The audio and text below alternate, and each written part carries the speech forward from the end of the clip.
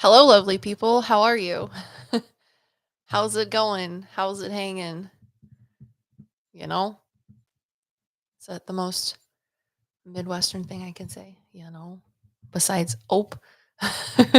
Hello. Hello, Iman. I'm so glad you're here because I was very much going to ask about you. How's everyone doing today? Doing good? It's thunderstorming here. So if at any point in time I lose connection, it's because my power went out. I love my house. I love the little place that I live, but when it comes to storms, it I lose power so easily over here. It's ridiculous. I'm good, thank you. Nervous again, but eventually that'll go away, right? I always get on readings with people like private readings, and I always feel nervous. And it's starting to get better, after 5 years of doing this, but I still get nervous sometimes. So yeah, it'll eventually go away. It's just being in front of people. I don't think that ever really goes away. Anyways, person that says first time watching Christ Marie. Hello. Thank you for being here. I appreciate it. The cats that you see in the background, that is Gatsby. He was my grandmother's cat. I talk about him in a Patreon post and how he decided that he was going to be in our family. And then yeah, the little gray and white one. Hello. Hello, Jamie. Thank you for coming on to Team Rosaline. I appreciate that. That's very kind of you. I like the cute little icon that gives you as well. Anyways, Sniffles, the gray cat, I've had her forever. She's like the trash cat that everyone talks about that they like. I've done so many pet psychic readings for people that have cats that are like Sniffles to me. Like your very first cat, the one that you get maybe a little bit too young, but also just old enough. It's like when you first start out on in life, the cat that goes to college with you or your very first apartment. They live in like 8 different apartments and houses and rooms that you're living in because you're trying to like establish yourself as a person. That is that Sniffles to me. So she's my ride or die, my A1 since day one type of thing. Oh, good. I'm excited, Jamie. Yeah, make sure that you check out your benefits. If you become a YouTube member, there's different tiers.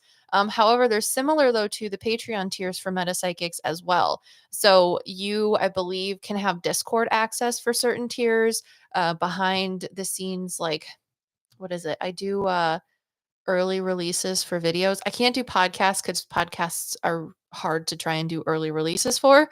And it would be a lot of trying to figure out how you don't pay extra for that type of thing.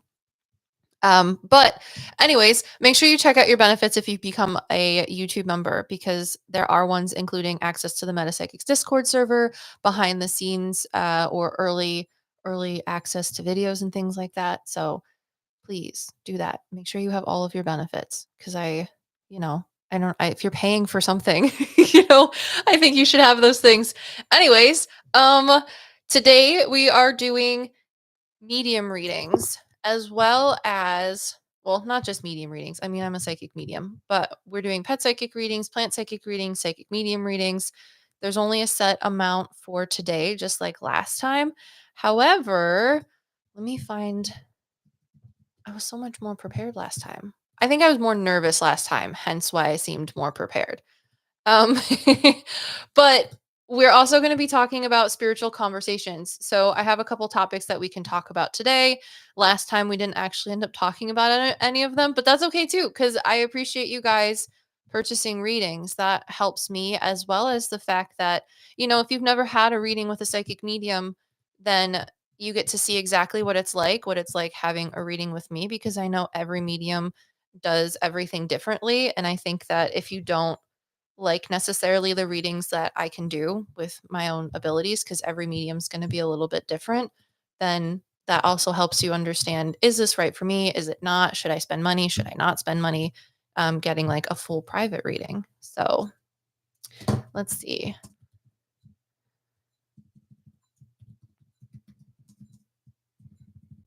Anyways, how's the weather where you guys are at?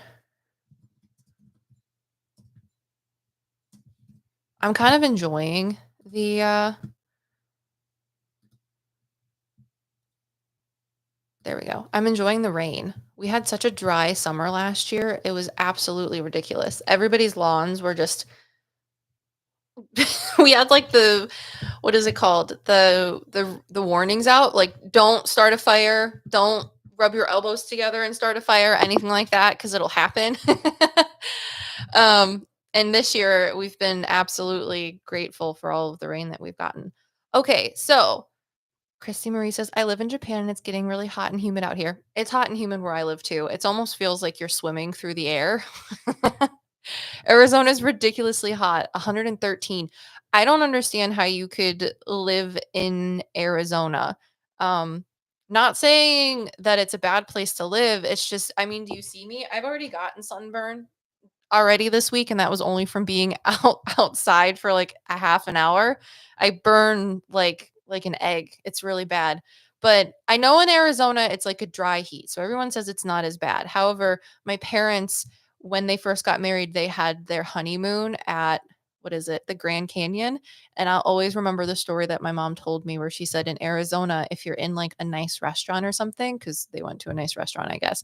She said that there's little sprinklers in the ceilings of places and they mist you like produce because it's so hot there. And that's the only thing I can think of about Arizona. That and I've done a couple readings for people. I did a reading for a lovely woman. And she ended up getting a house reading with me and a pet psychic reading and a medium reading. She was a very lovely person. But every time I read she ended up living in Arizona, but the funny thing is the way spirit tells me about Arizona is usually like the cactuses that you guys have. And they show me that everything's like orange hills like Mars. So, oh, anyways, okay. So, thank you all for being here. If you have questions, please feel free to put that in the chat as well, and I can either answer them if we have time, like spiritual, paranormal questions, etc., etc. Just like general questions, knowledge that you may be inquiring about, and I will try to answer those questions if we have time. If not, I will try to write them down so that next time we have a live stream, I can answer them then, to the best of my abilities. So I know that Iman is here and Iman purchased a reading already. I know I talked about this last time because someone also purchased a reading before the live actually started. Oh, I can't remember the password. I can't talk and do it. Not that capable. Um, And I did put the link in the description, and I didn't know that you guys I mean, it just didn't click with me that you guys could use that before the reading even started, so I appreciate your confidence in me of showing up too. I don't know, it's just not something that I would have thought of, someone purchasing a reading for a live stream that has yet to be here. So, without, continuing to, you know, blather on more, let's get to Amon's reading. And if you're just joining today, we're offering readings and talking about spiritual concepts, ideas, etc. Thank you for joining. I appreciate it. All right, so Aman, you're here. Yes? Iman, I'm sorry. I just want to make sure they're still here. Nothing happened before I start talking. Yes, Iman is here. The last comment they said was 33 Celsius here. I wish I could understand Celsius. I know there's math involved to do the conversion. Anyways, okay. Because I watched your videos religiously and I know that you're that good. Aman, I appreciate you a lot. Thank you very much. So, okay. I'm going to need you though in the Lucky Phoenix says, I love your name at soiling my plants. Okay. I'm going to need you to answer some questions just so that I can answer your questions accurately as well. So, Amon's first question is, do I possess any type of psychic abilities? If so, how can I use them properly? Okay. First and foremost, it is my opinion that everyone has psychic abilities. To what extent and capabilities is going to be unique and individualistic to you. Um, so please understand that you do have psychic abilities. Everyone does. Like when you're sitting in your car or standing at the bus station or just going for a walk like out in the city and you feel like someone's staring at you. Um, and then you turn and look and they are staring at you. That is a part of your own little psychic abilities. So, just a normal everyday sort of instance of it, if you will. Um, to answer what specific psychic abilities you have right now, I can ask your spirit guides more information about that. However, I do want to say that your psychic abilities aren't um they're not fixed. So they can change. For example, I didn't always know that I was a pet psychic. That didn't happen, or I didn't realize that, I guess, until 8 was when I realized I had psychic abilities of being able to see and perceive the souls of past people, right? But it wasn't until college that I realized that I could talk to animals. So that's not to say that it hasn't always been there, but it's also, I like to think that your psychic abilities can change. So, at one point in your life, you may be very clairsentient, which a lot of people like to. Hello from Switzerland. Hello, Anna Stella. Um, a lot of people like to equate clairsentience to being an empath, so like feeling other people's emotions, etc. But clairsentience is also being able to feel physical things as well. So, for example, that would be like if someone broke their leg or hasn't been feeling well, if you walk up to them, you might have a clairsentient feeling either in your leg or some other part of your body to indicate that psychically that they had a past injury somewhere or that they haven't been feeling well. So, that can be something that happens early on in your life, but as you get older and you go through more things, experiences, etc., those gifts and abilities could change. You could become less clairsentient, which just means that you're not necessarily using that psychic ability to channel information as much, and it could change into like clairaudience where you hear a lot more things. So, that's just that's a little bit about psychic abilities. I think it's just I want to take away the stigma around having psychic abilities because it's a lot more common than you think, but it's also not as fixed as some people may project it to be as well. So, Jamie says, I watch your videos religiously as well as I love doing the kick with you at the start of the videos. Jamie, I'm really excited that you also do the kick. Um, I put like a little teaser for the last video up with my foot in it, and I was like, this is dangerous territory, but I'm also very not serious, and I think it's funny. So I appreciate that you also like the kick. It's just funny. Um, so Aman, um, there is one spirit guide stepping forward. I also do like to say that when I explain what your spirit guides look like, it's not what they look like. It's more so they're showing me things within my own symbolism to help me understand who they are and how they relate to you. So, one of your spirit guides is they're more abstract. They show me themselves as being sort of like a white, cloudy-ish, human figured shaped ethereal being, if you will, but they show me themselves standing in front of a window, but the window is open to like the sea and the breeze is coming in. Specifically, that's what they show me to explain themselves to me or show themselves to me. Now, when I ask them about what your psychic abilities are, the reason I ask your spirit guides is because your spirit guides are going to communicate with you through many ways, but one of those ways are they're going to utilize the psychic abilities that you have capabilities in right now. They tell me that you have clairaudience. So clairaudience is psychic hearing. Sorry, I'm just writing things down. It's part of what I do. It helps me focus and make sure I don't miss things. I feel like you're clairaudient though with your own inner monologue. Iman, do you have an inner monologue? Do you think in words inside of your head? Or do you get songs stuck in your head? Are you able to hear words within your mind? Some people aren't, which is why I ask. It all just deals with how your brain works. So in addition to clairaudience, while you take a second to respond to my question, I also feel like you have a lot of claircognizance as well. Iman says, yes, do they communicate through music? They can very much communicate through music. Yes. A lot of people ask too, like, how can I communicate with my spirit guides? And I feel like a lot of people in the spiritual community of, different ideas or understandings say that meditating in more of our like Western our Western interpretation of meditation of like sitting in a quiet room and not having distractions is how you communicate with your spirit guides.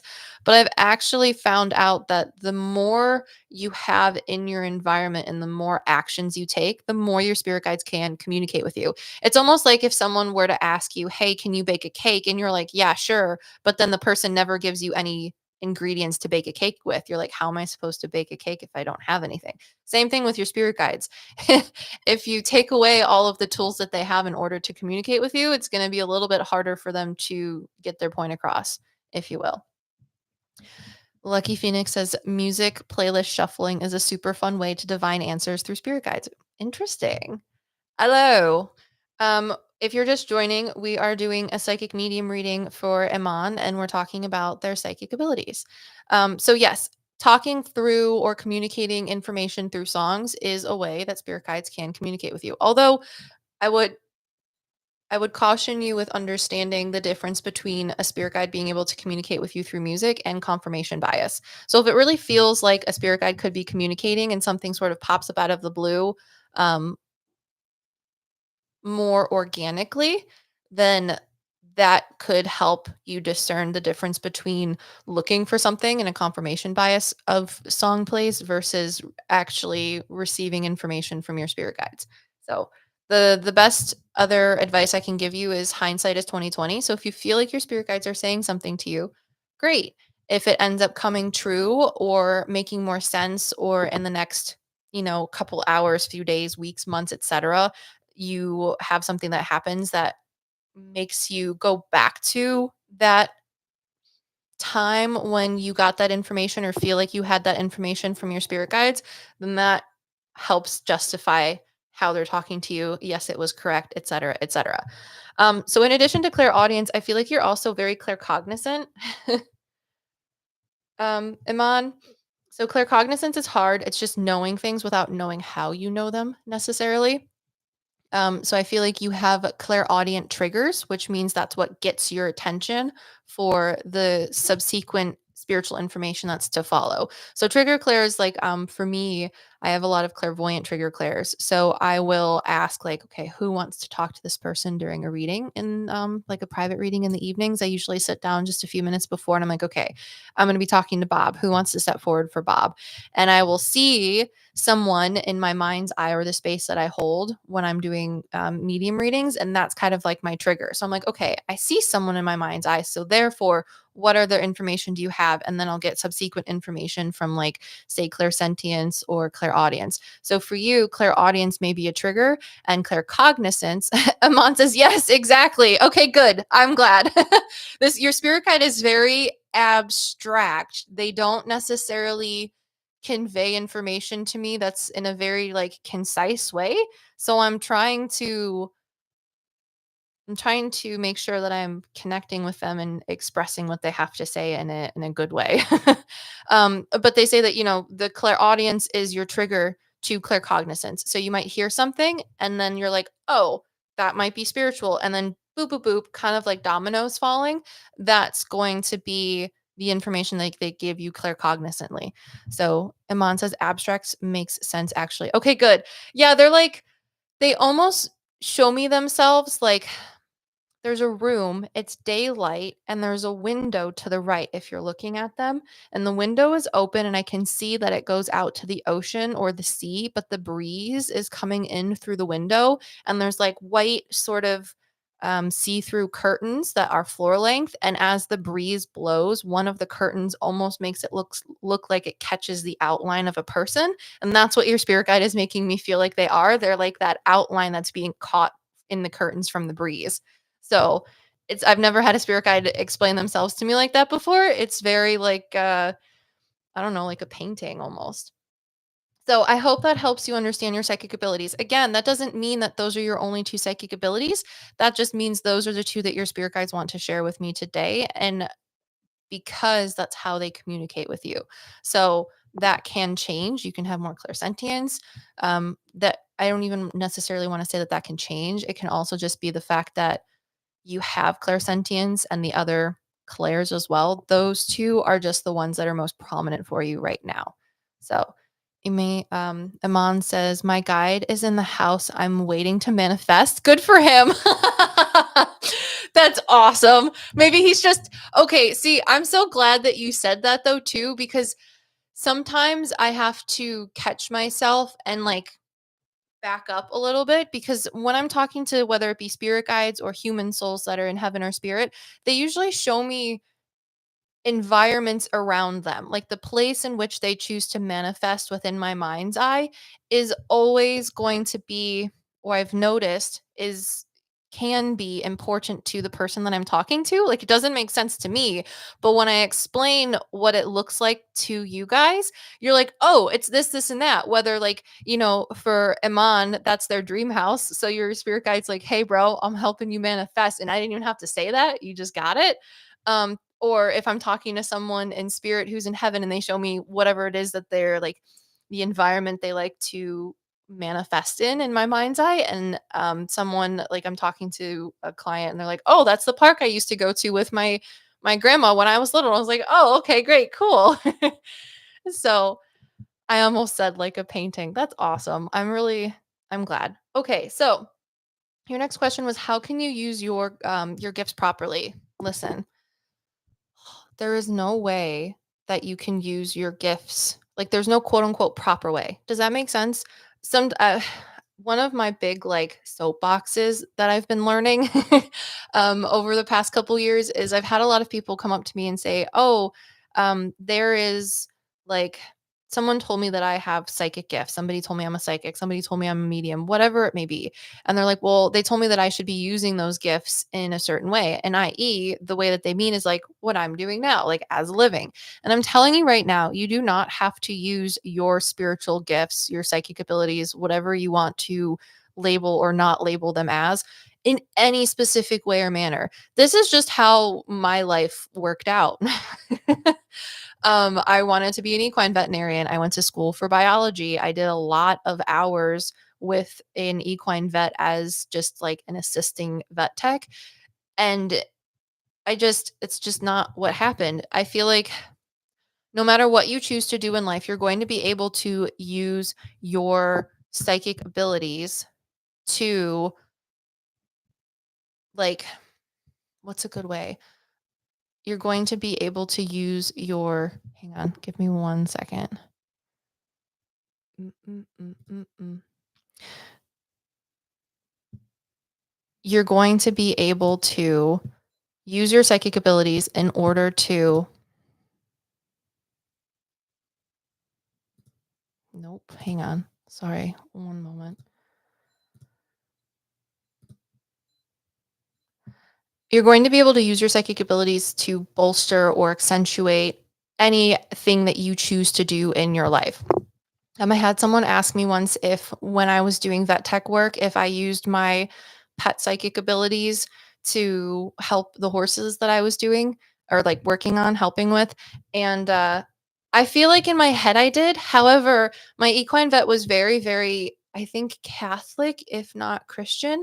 So I kept all of those things to myself. So I don't necessarily know if any of them made sense or if I was actually doing anything, because at that point I didn't know that I had pet psychic abilities. Actually, it wasn't until after I had changed, well, I didn't change major, but after I had stopped working with my equine vet that I learned that I had pet psychic abilities. So I just want you to know that there is no specific way that you need to use your abilities, because no matter what you do, it's going to help you.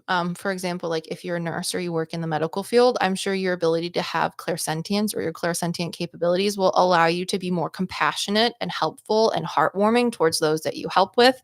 If you are someone who works in the music industry, your clairaudience will probably help you in those ways. So, does that help? Does that answer the question a little bit? I don't necessarily think that there is a way that you need to use your abilities. Just because you have psychic abilities doesn't mean you need to use them in the cliche sort of way that I do, if you will. I'm a UX designer, actually. I don't know what that means. What is a UX designer? I'm sorry if I'm putting my foot in my mouth. Mm, mm, mm. Is that like a software designer? Am I showing my age? Possibly. Oh, hi, Kid Katie. Have fun with hosting. I saw your comment. I hope everything goes well. Can I use the pet reading to ask if I should get a cat? I mean, you can. If you have other cats right now that I can hopefully help like give you a feel on what animal, like what your current pets might have as an opinion of you getting a cat. But if you already have a cat, then I can ask someone else if they think you should get a cat. Iman says it's the person who designs software mobile apps. Okay, good. So okay, software. See, I wasn't that far off. Got it. Okay. So if you design software apps, then that's got to be helpful with your clairaudience and your claircognizance. So usually people who are claircognizant, like foremost, are very like left-brained people in a sense because you think very analytically, almost like a computer. So if you're doing software, that kind of makes a little bit of sense. So okay, let's see. Your next question, Aman, is the career path I'm currently in the right one for me? Will it bring me to the life I'm manifesting? Okay, so I was thinking about your questions earlier today, because I read them because, just trying to be prepared. And there was a there's an older man and an older woman that stepped forward, but like very, very quietly on spirit. The older man is taller.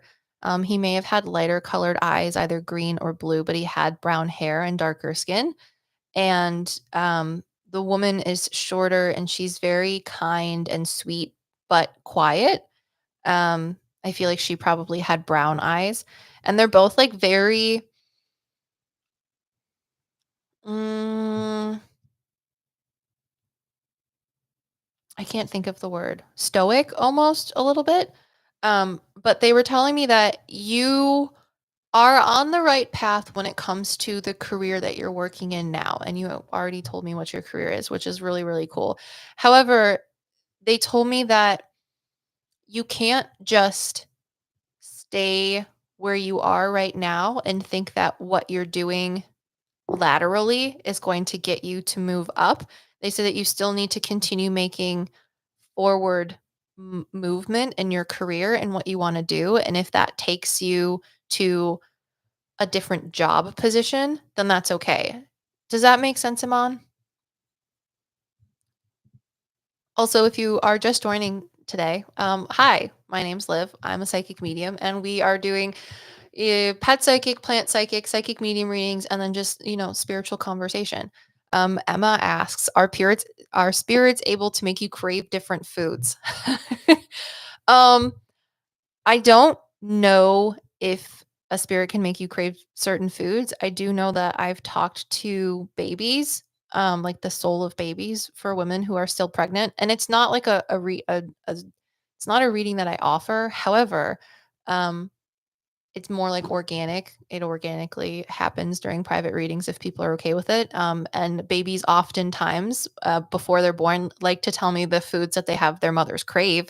So if that counts as a spirit making someone crave a food, then yes. But outside of that, I haven't heard of anything or experienced it. Amon says makes sense. Okay, good. Yeah, this older couple, they may not have been married, but I also feel like they could have been. Maybe they were divorced. I'm not sure. But Amon, they just want you to keep working. They don't want you to think that just because you've reached a certain point, something's going to happen. They say you need to work until whatever it is that you want happens. That's how you'll know that you get there. So, okay. Um, Next question. Let's see. I'm sorry. I keep on looking over because I'm just trying to make sure I'm keeping up with the chat. um, is moving out of the country the right move for me? Why does it seem so hard? Are you currently moving out of the country, Iman, or are you waiting a couple months before you move? Are you not going to move until like 6 months out from now?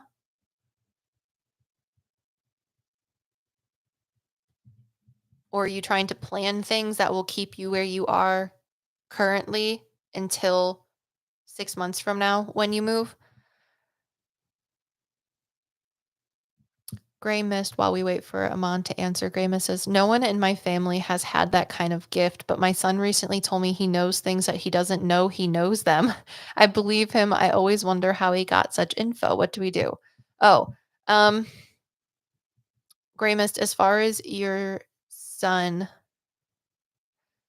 goes, I would just listen to him. I wouldn't say, like, kids don't have the same established ego that we do. Ego is our socio-cultural perceptions of the world around us, i.e., the things that we've been taught to use as a rational brain and how to perceive the world.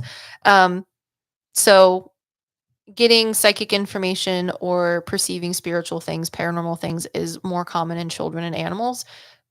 What I would do personally is if my son said things like that, I'd be like, "Oh, that's cool. You wanna tell me more?" But I wouldn't immediately be like, "Oh, you are a psychic, you're a medium." I wouldn't necessarily label it. I would just listen to him because it may go away as he gets older. As long as there's nothing like weird or off-putting or unsettling that he's talking about, then I would just listen. That's all. Iman says, "No, I want to. We're preparing a plan." Okay.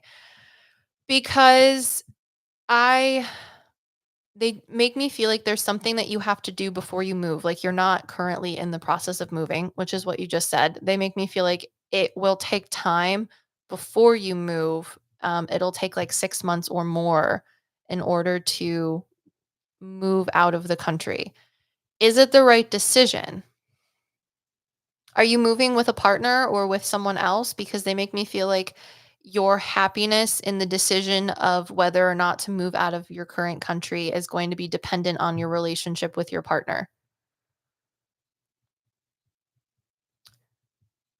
Oh, Gray Mist. Oh, by the way, Liv, my son is 40, lol. Okay. Well, then your son is just, living his life. I don't think that's gonna go away if he's having a claircognizant precognition, so claircognizant understanding of what could happen in the future.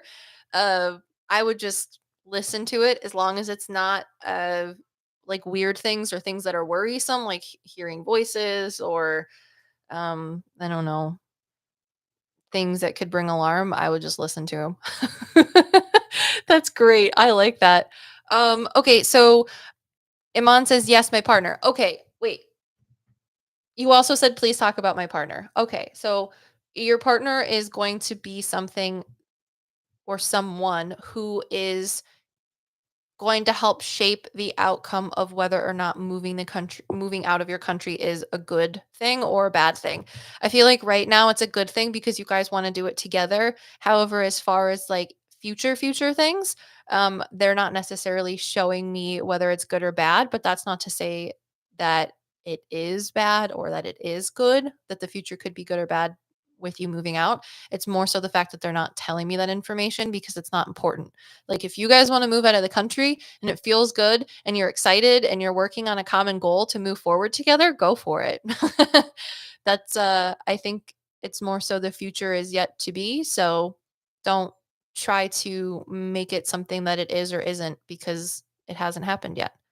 So, does that answer your questions, Iman? Thank you very much for purchasing a reading. Let me know if you have any other questions before we move on to the next person.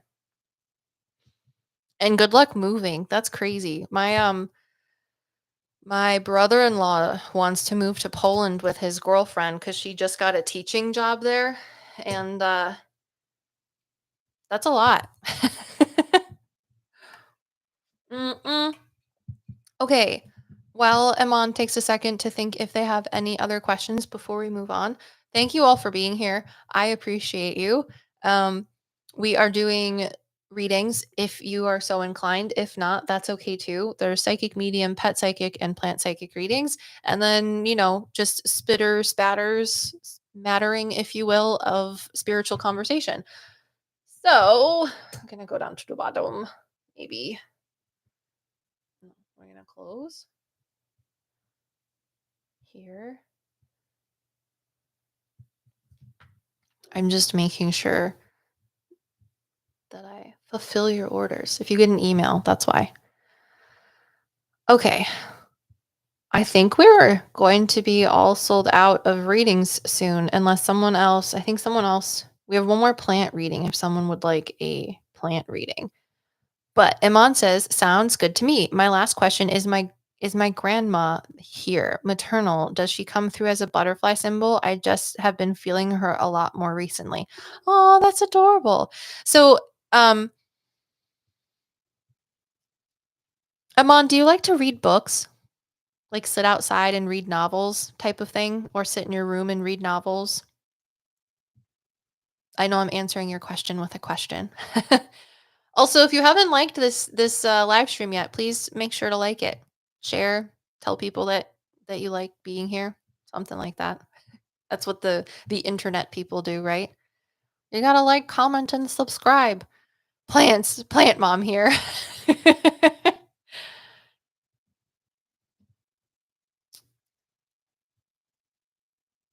Anna Stella says, "I know I have gifts, but I don't know how to read myself. Sorry, my English is not good to express." It's okay, Anna Stella. You are typing in a different language that is not your normal language, and that's way better than I could ever do. According to my college degree, I'm supposed to be fluent in Spanish, and I am not. So I am proud of you, and you're doing great. Um, I will come back to you, comment, Anastella, because Iman says, yes, when I have a moment. Okay. So the reason I asked a question for your question about your grandmother and butterflies is she shows me you sitting outside very peacefully reading a book and then seeing butterflies, and she's sort of standing around you. So I just wanted to make sure that what she was showing me as, a moment or one of the many moments that she is around you is consistent with, how you actually live your life. So in order to answer your question, to confirm that yes, you are feeling the presence of your maternal grandmother around you with butterflies, that is what she shows me. So I hope that helps answer your question. If at any point in time you do feel like your grandmother's around you, I would say that they probably are. I know a lot of people like to ask mediums, to get that validation, like having a complete stranger that doesn't know you tell you the same thing that you feel, is very validating because I like that too. I've had psychic readings before. I can't read myself, so I enjoy when I get readings and someone's like, "This is exactly what's going on in your life," and I'm like, "No way! How do you know that?" you know. So, but most of the time, it's just me confirming what you already know. So if you already feel like that, you don't necessarily need me to tell you that, even though it might be nice. So let what you feel take precedence. So thank you, Aman, so much for being here and purchasing a reading. I appreciate it. It's been lovely getting to chat with you. Okay. And Asila though also says that they know that they have gifts, but they don't know how to read yourself. I don't know. I assume that you mean you don't know what gifts you have, which is okay. You can learn to understand that a little bit more. However, um, when you say read yourself, I interpret what you wrote more literally of using your gifts to read yourself. Girl, I can't use my gifts to read myself. I really can't. Sometimes I get information from my spirit guides, but it really is few and far in between, it seems, or at least it seems to me. Maybe they're rolling their eyes at me right now. They're like, I talk to you all the time. You just don't listen, lady. But I feel the same way, if that helps you. So as a medium, I understand. Um, Aman says, let me just make sure I'm reading right. I'm exactly the vibes that my guide was giving you, actually, which is funny. Dreamy looking away at the beach. That's very cute. um, and then Aman says, "Thank you so much, Liv. Your content is superb, and I'm definitely getting a private reading soon." Oh, well, thank you. I appreciate that. If you would like to get a private reading, that supports my existence, feeding my cats and my son and, getting ice cream with my husband. So I appreciate it. But I also know that my readings are expensive. So if that's not, copacetic for you, I also understand. I'm not running out to go get readings right now either because they're expensive. But I appreciate your support. And doing live streams also helps as well, and the fact that you can still get a reading from me, but it's not as expensive as a face to face Zoom reading where we're just the two of us type of thing, just the two of us. um so thank you, I appreciate it. Now we are going to move on to Susanna, are you here? Susanna purchased a psychic medium reading. Leaving for my vacay tomorrow and be scheduling as soon as I get back. Oh, Emma, that's very sweet of you. I appreciate that. Um, looking.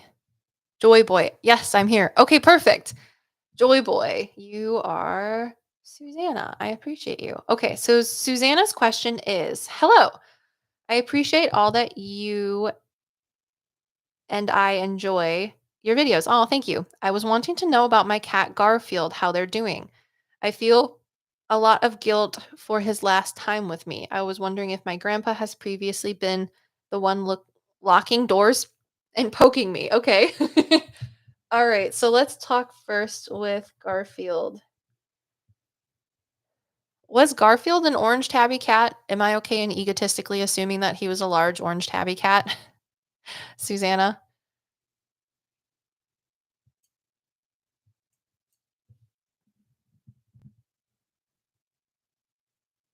Thank you. This was my dog, Morgan. I don't know if I can make your thing bigger. I can't. I can't see. It does look like a dog, but um Susanna, am I right in assuming that Garfield was a big orange cat of yours?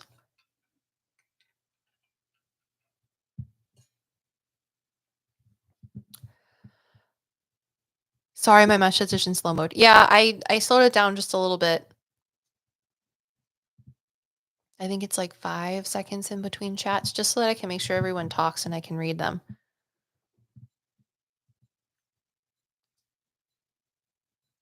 If anyone bails out of a reading, can I please be on the wait list? Emmy, if you want to, well, yes, he is orange. Okay. Well, okay. Got it. And Garfield is passed as well. I'm assuming from the way that you wrote. Emmy, as well, if you're asking about readings, there's not like a wait list for private readings right now. So if anyone wants to purchase a private reading, I don't think there's any wait for readings right now. So there's not necessarily a wait unless you're doing the live readings. There's only one pet psychic or plant psychic reading left. So Susan says yes, he's orange. I mean for the live stream. Okay, yeah. There's not much there's not like a wait list, I don't think. Just because it's just like a set amount. Cat goddess. Can some or certain spirits okay. I'm sorry. All right, so you just want to know about how Garfield is doing. Did you leave before he passed? Susanna? Is that why you feel guilty? He passed while you were away or gone?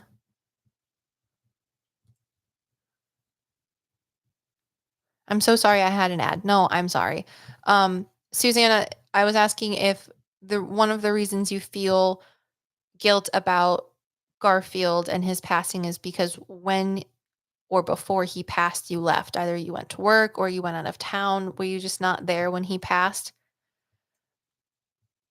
I was with him when he passed, but I was away throughout the day. Okay, got it, got it, got it. Because he makes me feel like I'm sitting on the floor, and I see feet walking away from me, and then I get the feeling of just like sadness. And he just wants you to know that even though you were gone and away during the day, was he alone in the house or was there a man that lived there too?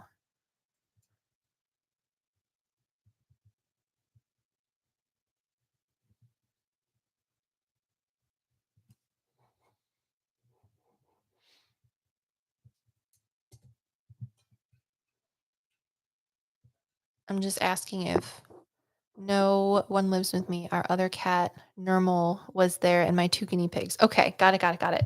Was Normal was Normal black and white? Like a tuxedo? I'm just trying to make sure that I'm connecting with Garfield correctly.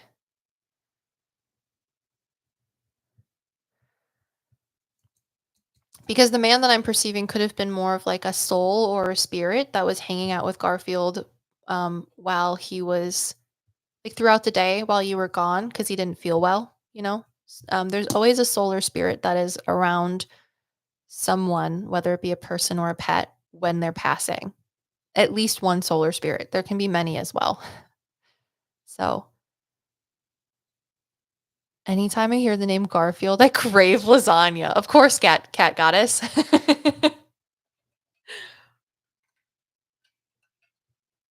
I make this dinner for my family. I call it lazy man's lasagna. It's basically lasagna, but without lasagna noodles because it takes too long to layer things and like cook everything separately. So I just put everything in a casserole dish and I layer it with like whatever noodles I have on hand and then just put cheese on top of it and call it lazy man lasagna.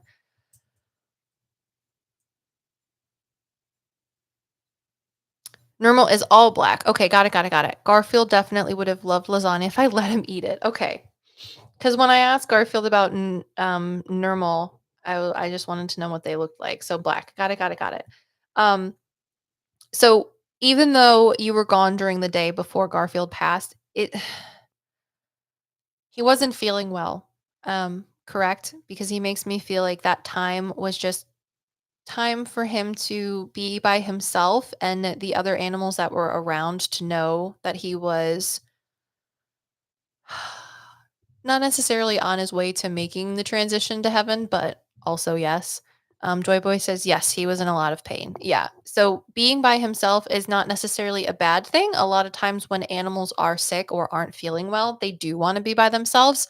So even though you weren't there, that gave the rest of the household as well as Garfield himself time to just slow down, understand what was going on and process it. And by the time you came home, he was ready, the other animals knew what was going on, and then you were able to be there with him when he actually had his final moments.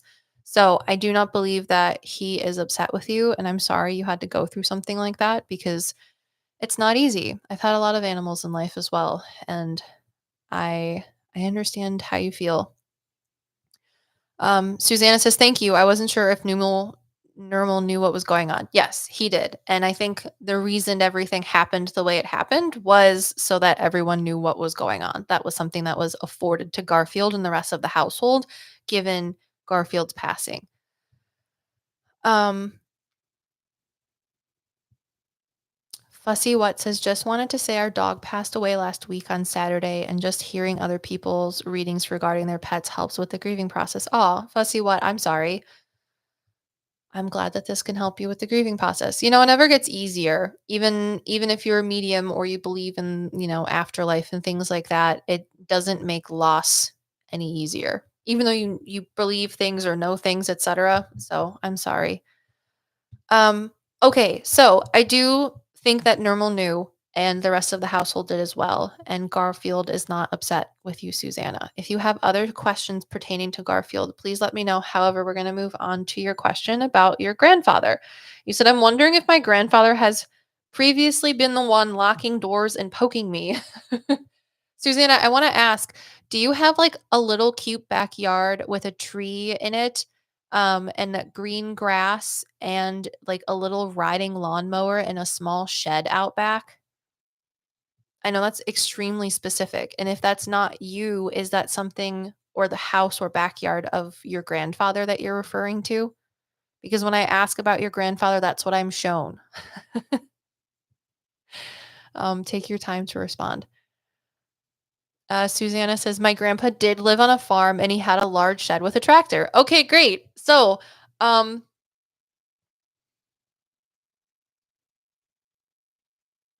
was he a tall man and did he have like a very deep voice that even though he sounded like he was stern, like if you weren't looking at him, you would think that maybe he was about to yell at you or scold you? And I don't mean yell, but just like scold you or correct you or something. But then you look at him and he had those eyes of like joking, like laughter was behind his eyes. But if you weren't looking at his face, you're like, "Oh crap, I'm about to get in trouble."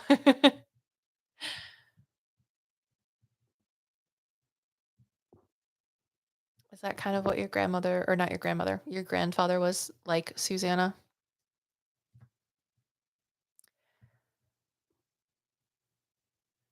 He was short, but he did have a loud voice. He treated us grandchildren very well, but was stern with my dad and his brothers. Okay, got it, got it, got it. Sometimes souls like to, embellish on their looks a little bit as well. So that's kind of funny. I like that. So when it comes to locking doors and poking you, I want to say yes. However, I'm trying to explain it. He makes me feel like I don't know if he's necessarily the one specifically locking doors. It more so might be that he's in on it, if that makes sense. Like there's other souls or beings that could be locking doors. But he says that you are someone who's forgetful about things. And he's trying to get your attention to make sure that you're remembering what you need to do, like turning off the lights when you leave a room, locking the door when you're going to bed, locking the door when you leave, turning off the stove, making sure that like the cupboards and things are put away. He says that sometimes you get forgetful because you're thinking about so many other things, almost like daydreaming a lot. So he's there to be like, hey, there's things that you have to do and that you should be focusing on. Does that make sense? Because that's the information I get as to why he may be doing that, but it's not just him. It could be spirit guides as well, or just the energy around you that's like, hey, listen. Susanna says, I definitely do everything like that. I forget to turn off the oven and close the back door. Okay, yeah. So him, your grandfather, as well as other souls or spirits who aren't, specifically stepping forward, because he says it's more like a kind of like when a whole bunch of people in the office are in on a joke for someone, like stealing their stapler, etc. He's just one of the souls or spirits that are helping to remind you that you're a little forgetful sometimes and that you need to be like on your game. So, oh, that's cute. Um, Thank you very much, Susanna, for making a little mini reading on the live stream with me. If you have any last questions, please feel free to add them in the chat now. But we're going to move on to the next person as well. If you are just joining the live stream, hello, my name is Olivia. I am a psychic medium, and we are here talking about spiritual ideas as well as doing a little bit of mini readings. If you don't have the ability to purchase a reading because they're all sold out, I'm trying to do live streams once a month. I want to try and shoot for twice a month, but I also don't want to like jinx myself because I'm doing one video on the PsycKicks YouTube channel and then one podcast on, wherever you listen to podcasts and the PsycKicks Extras YouTube channel if you want to listen to it on YouTube. But I want to also do live streams because then, I get to talk to all of you lovely individuals. We get to do readings for people that are more economically feasible. And it also adds more content that people can watch as a replay if you're not able to be here on a Thursday in the middle of the afternoon, which I understand is hard for some people. So if you're watching the replay, hello, I appreciate you.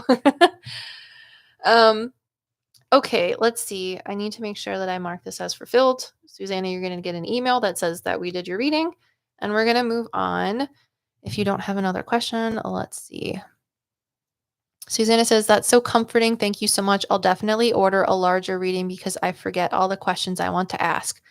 One last question would be about my aunt. Is she still around? Okay.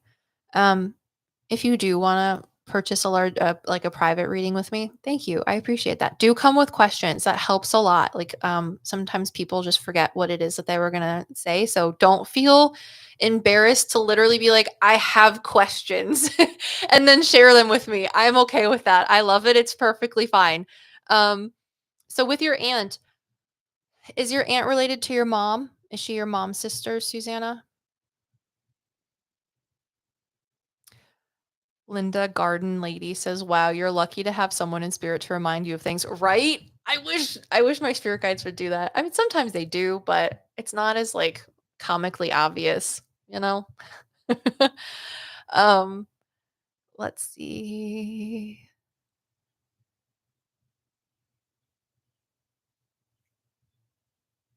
Yes, she's my mom's aunt technically.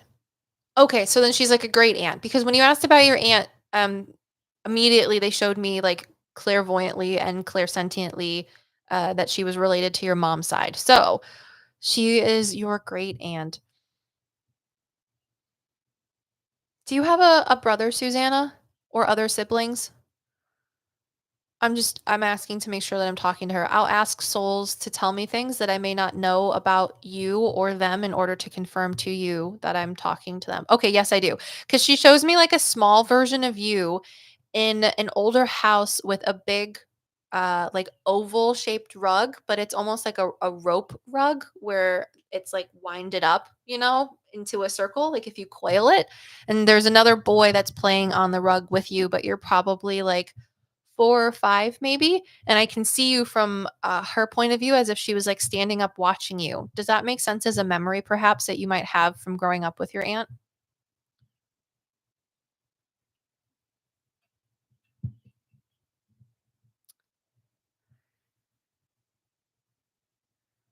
Beck says, are the readings only to talk to past family members or can we ask general advice as well? General advice as well. But I do say that when it comes to your reading, whatever, like especially a psychic medium reading, because we can talk about medium things, which is souls that have passed. We can also talk about psychic things. That's past, present, future things that are going on in your life right now, which is what you're asking Beck, like general advice, as if you will. Um, I'm always going to get that information though, that psychic information from someone that's either past or your spirit guide. So I try to tell you where that information is coming from because it's not from me. But yes, if you get a psychic medium reading, you can ask psychic things, which is like general advice. Um, so Susanna says, I think so. I'm not sure about the rug right now. I might remember later. Okay, no, that's fine. Um,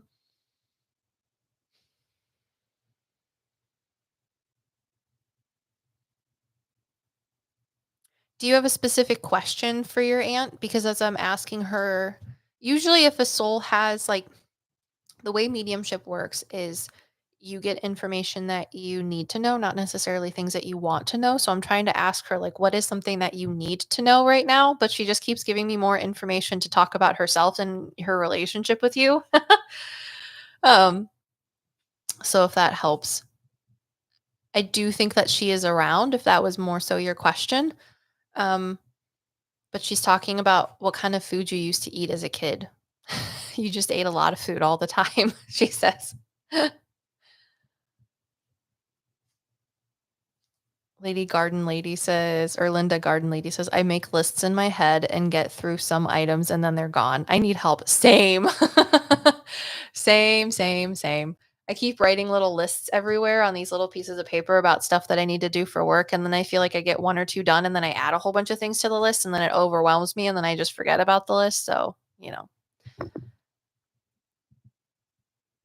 we're just waiting for Susanna to answer. I was just wondering if she also still is around with me and if she leaves any signs. Hmm. Is your great aunt a little more serious? She would be someone that makes lists or is always organized at any point in time. If someone comes in, like in the family, if you guys are getting ready to leave, she's like, no, no, no. I already have this packed for you. This is what you need to do. You're doing that. She's very organized and concise in her directions with people. Um, she was very organized, but joking with me. Okay, got it, got it, got it. Um, I don't know if she leaves any signs necessarily. Do you sometimes feel like if you are standing in your kitchen, I feel like if you're at your kitchen, Susanna, at the sink, there's a little window in front of you that might have little curtains. And if you are thinking about her, do you feel like sometimes when your mind goes to her that you feel like she's standing next to you on your right hand side at your shoulder a little bit?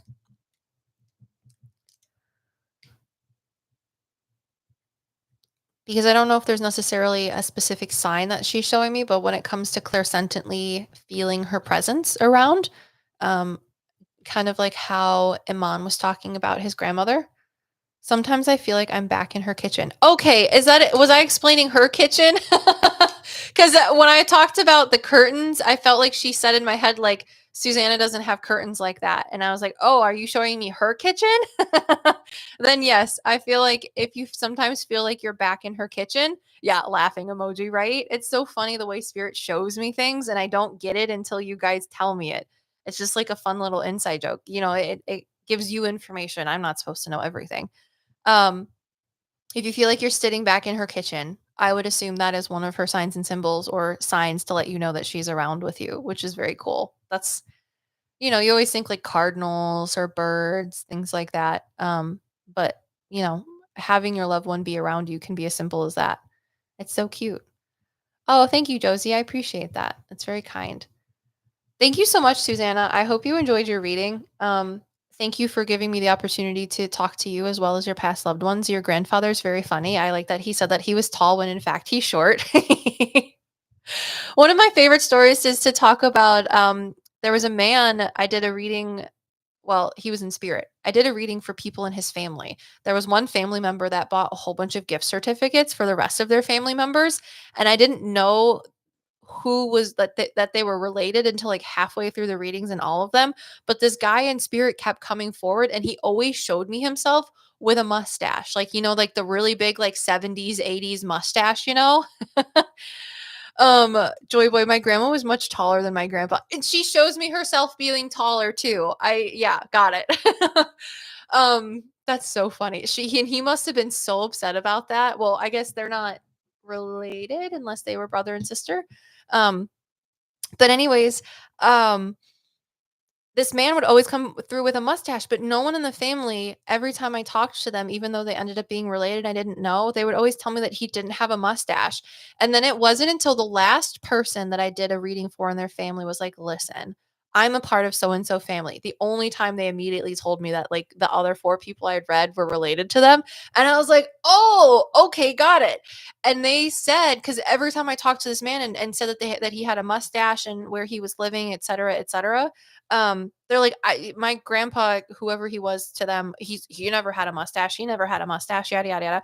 Well, the very last person that I did a reading for, they're like, listen, we did finally figure out what our grandpa is talking about because in like the 30s or something, when he was younger, he had a mustache, and his favorite picture of himself was sitting in this wire chair with like this raw iron table with this white t-shirt and the mustache and his legs crossed with a little drink on a table. And it was the only time he had a mustache because his wife was like, you have to get rid of it, you're never having a mustache again. But now in spirit he's like, I got my mustache forever and my wife can't take it away from me.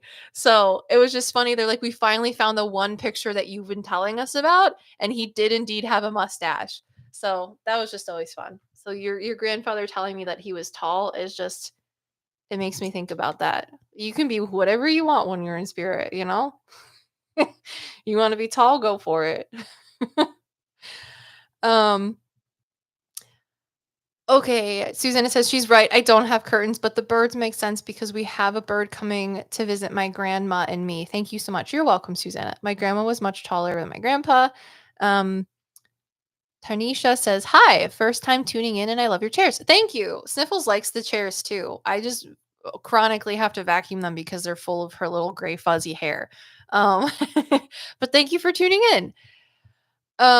Jay says, whoops, hi live. Oh, what's up, Jay? Emma, Brotherhood of the Traveling Mustache, right? Exactly. Susanna, I love that story. It is one of my favorite stories. Like, I always wanted to have a job where I could go and meet people and talk to them and help them. And I always thought it was going to be through veterinary medicine. I really wanted to be an equine vet. And one of my all time favorite books is All Creatures Great and Small and All Things Bright and Beautiful. It's about this guy who was a veterinarian in like the 30s, 40s, and 50s out in England and or the UK. And it was just, I was like, I'm gonna do this. I'm gonna like meet people and I'm gonna learn their stories and I'm gonna help them and I'm gonna help their animals and it's gonna be fabulous. And then when I decided that the politics of veterinary medicine was too much for me, like I didn't like how much like I don't know how much control people have over animals, like especially if you're working with animals that are like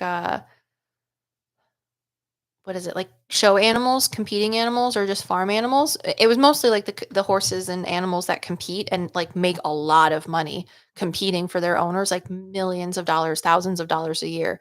And if that animal has something that happens to them that's out of their control, the people are like, oh well, then I can just put the animal down and claim insurance money instead of helping them.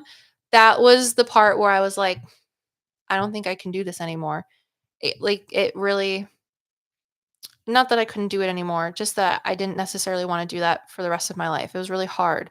So, you know, I wanted to start doing readings, for people because it was really fun. I liked watching my mom do it as a kid, and, I never realized that even though I wanted to be able to meet people and help people and learn their stories and just like, I don't know, I think learning stories about people and people sharing their stories with me is just like one of the most beautiful things that you can do. James Harriet, yes, that is the author of the book I'm talking about. I just never thought that I'd be able to do it this way. Am I going into people's homes and doing readings? No. Do I want to be able to do that someday? Yes. Have I done it before? Yes, locally, but people don't need to know in what corner of the universe I exist in all the time. But I just never thought that I would be able to do what I wanted to do in this way. So I thank you all for being here because you're helping me, live the dream that I wanted just in a way that I never thought I could imagine. So, um, okay, moving on from my sappy story, because I was just talking about, I like to meet all of you. It makes me really happy. It really, really, really does. um, Jessica has a plant reading. Jessica V, are you in the chat? Let me know. Pretty please. I almost messed up and talked to someone else last week. Okay, Mauve Moon. Hello. How are you? So, Jessica. Oh, I didn't even read it. My username is Mauve Moon. That was very smart of you to do. um I've been saying good morning and speaking to the trees and plants at my job, and I want to know what they think about me. Lol. That is the cutest comment you could possibly leave, and I love it. Okay. When you are walking into your work, are there like little plants? I feel like there's some flowers that are low to the ground, maybe like purple or blue, like pansies or something, maybe. They have smaller flowers. But when you're walking into the building, there's rocks, and then there's the flowers that are shorter to the ground, and then there's flowers that are larger with like, the longer green leaves and stems, and then their flowers stick up taller off of the stem. Is that correct, Mauve Moon? For when you're in work or some of the flowers that are there when you're walking in? I think we talked to Jay's flowers last week. They are like rock star guys. Her pansies. Yes, there's different types of flowers. Okay. So the different types of flowers really, really like you. Um, this is an interesting thing I haven't thought of before. Do you mostly like to wear flat shoes, Mauve Moon? Like little flats or things that don't have heels that really just fit the mold of your feet.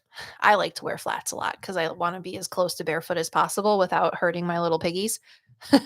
Yes, because I like to walk around the pond. Okay, because the flowers, when you're walking up to your building, they tell me that they can almost feel the energy or the vibrations of your mood. So, like clairsentient feelings of how you are or how, like, you're feeling that morning when you're walking up to them, even if you're talking to them in your head. I don't understand how flowers know these things.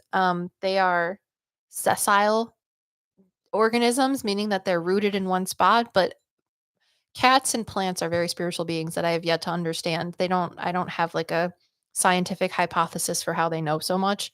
But yes. Oh, Mauve says that's so sweet. Yes. They make you're someone that needs to have like a cup of coffee in hand, or do you like to drink iced tea or a cold tea now that it's summertime or about to be summertime when you're walking into your building? They show me you have like a tumbler or like different little cups that you use, but specifically you've been having more like herbal tea or sweet tea. Yes, I love coffee and tea. Okay. They do understand you and they do appreciate that you talk to them. Um, Is there one tree when you're walking around the pond that has like a crack in it or like a hole almost, and the trunk of the tree is a lot thinner than the rest of the trees, but it still is growing and it's a little sideways, it doesn't stand straight up. It's almost like it tilts to the side where like one of the branches may have fallen off or it had like an infection of some kind wherever that wound is on the tree. Emma, wow, so cute, right? Right? Plants tell me the craziest things. Oh, Mob Moon said, yes, they tore it down. That makes me so sad. Well, I just want you to know that even though they tore it down, the roots underneath it are still there. So even though it's like it got tore down, I do know that trees can come back. Like, my husband loves trees, hence why our son's name is Oak. um, but he knows about what is it? It's in Appalachia. Um, chestnut trees. Chestnut, there's like the chestnut blight that came in from Asia or something, and chestnuts used to be very, very a part of Appalachian society, so much so that like entire towns' wealth was built on it. So when the chestnut blight came through, it decimated billions of trees, like so many trees, it's ridiculous. And that's why Appalachia went through such a time of poverty and repression as like a society and a community, because they lost a staple of existing. Anyways, those trees, even though the chestnut blight comes through, will come up as stump sprouts. So even though the tree itself is dead, it'll still come, like have little shoots and sprouts that come through. So that tree itself just wants you to know that even though it's not necessarily there anymore, it's still helping the other trees and plants that are around it with its rhizosphere, which is the fungal networks that stem from its root base. So even though you can't see it, it's still like alive underground. So that's really cute. I was not expecting that at all. um I don't know if maybe they'll have a stump sprout, but they're still there, just in a different way, which is very cute.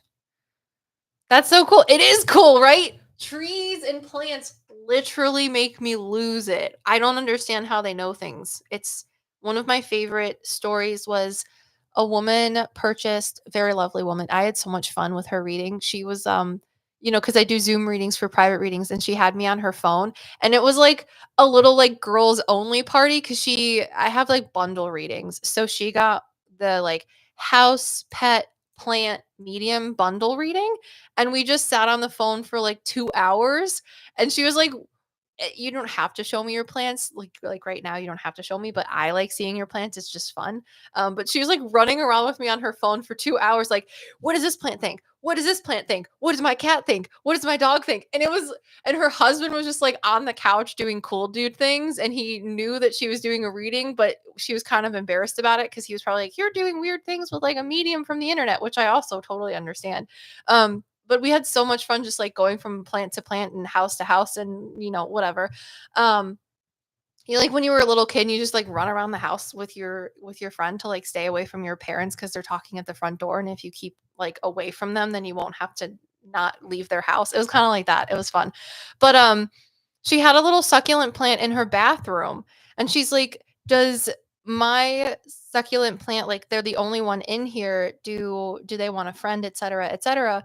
And the plant was like, "Girl, I know you went to Aldi's and you were about to bring another plant home in the checkout line, even though it was just like one of those fake ones because you know that I want a friend, and then you put it back. So ask me if I want a friend again." And I was like, I told the woman, I was like, "Did you go to Aldi's and you were gonna buy a plant and you put it back?" And she goes, "How does the plant know that?" I'm like, "I don't know. It lives in your bathroom."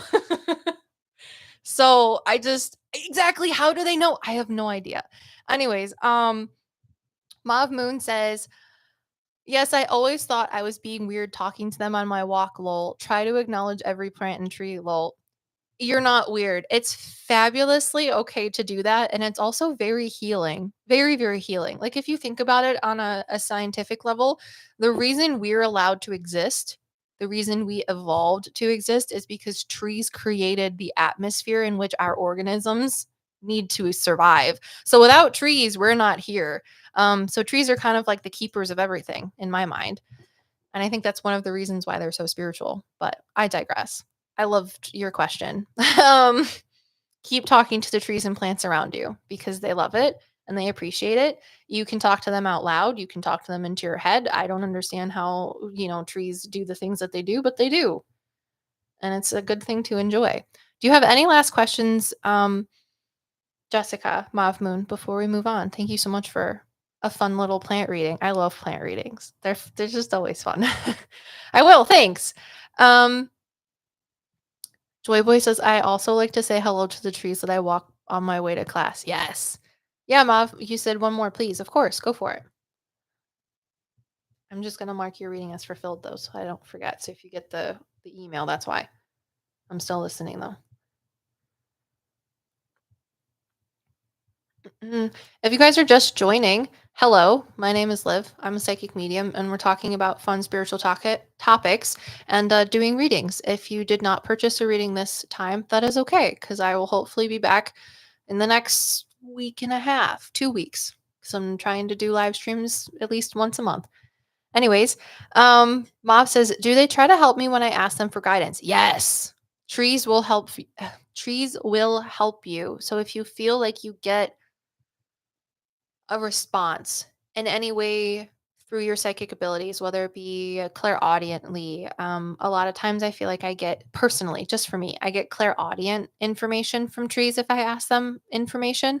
And the way that they interpret or like convey themselves is like usually with like a very deep voice or like an old person voice, but I think that's just me because I think trees are old and like I respect them, so they take on this elder sort of form in my head to make it less weird that a tree could possibly be communicating with me. Um so Mob says, sometimes on walks, I will ask them to help me when I'm having a tough time or help guide me. Yes, they can help guide you. So, like, they can give you information, however, you feel that presents in any clairs that you have, whether it be a thought, a feeling, an image, emotion, a sensation, etc. One of the things that I do like to do too, outside of just feeling like I can talk to trees, um, is that you ever just hug a tree? You really just want to be silly and hug a tree, be an actual tree hugger. Don't, not for cliche reasons, but because it grounds you. One of the things that I like to do is I like to ask trees, like just in my backyard. I have one oak tree that is just, he always has like a little squiggle line above his forehead. He's always just a grumpy tree. But I'm like, hey, bro, can you help me feel a little bit less anxious or a little bit less sad? And I like to stand barefoot or sit on the ground, or I'll just, if I'm wearing shoes, I'll put my hand around them or give a tree a hug. But I ask, like, can you please take some of this energy that doesn't serve me? Can you take it from me and channel it down into the ground and put it somewhere else? Kind of like a lightning rod, you know? So sometimes I will ask plants specifically, and this is just me, trees. You can ask a petunia if you want. I'm sure they would help to help release and rechannel and let go of that energy that doesn't serve you. So yes, good question. I appreciate it. Someone else, Bex says, I just got a plant reading too. Okay, thank you, Bex. We'll do your reading in just a minute because we have Melissa Mello and Jennifer Lee first. So Melissa purchased a pet reading. Thank you so much, Jessica, by the way, for your plant reading. That was fun. I love it. It's just always interesting. You know, with like psychic medium readings, you feel like there's sometimes like specific things or themes, if you will, that souls will talk about, but plants are just always, they're always very different. I enjoy it. So Melissa, um, you have a pet psychic reading, and let me know where you are. Pretty please. Joy boy, that's such a good idea. I need to hug trees more often. Do it. I mean, don't get bit by an ant or something. Because you know, they're still outside, but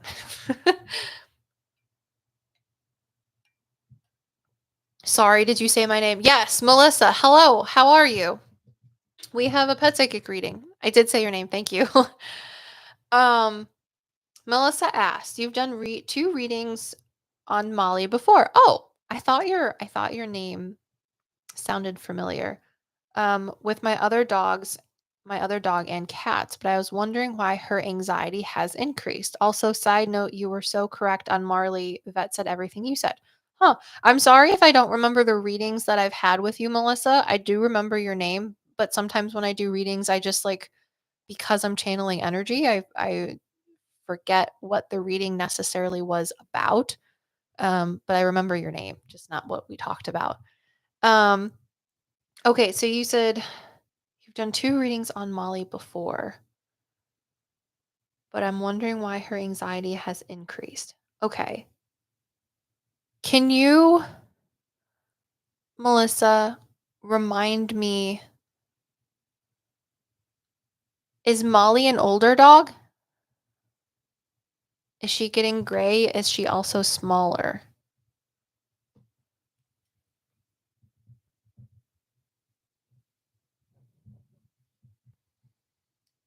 I love being by trees. I also love rivers and water. One of the ways I like to try and ground myself is just to sit in water. Taking a shower is nice, but being outside, like in a river or a stream or a pond or a lake, is always my preferred way.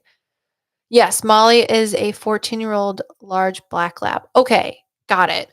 Because I'm like, I'm seeing a gray face, and I feel like she's darker colored. Got it, got it, got it. Why is her anxiety increased?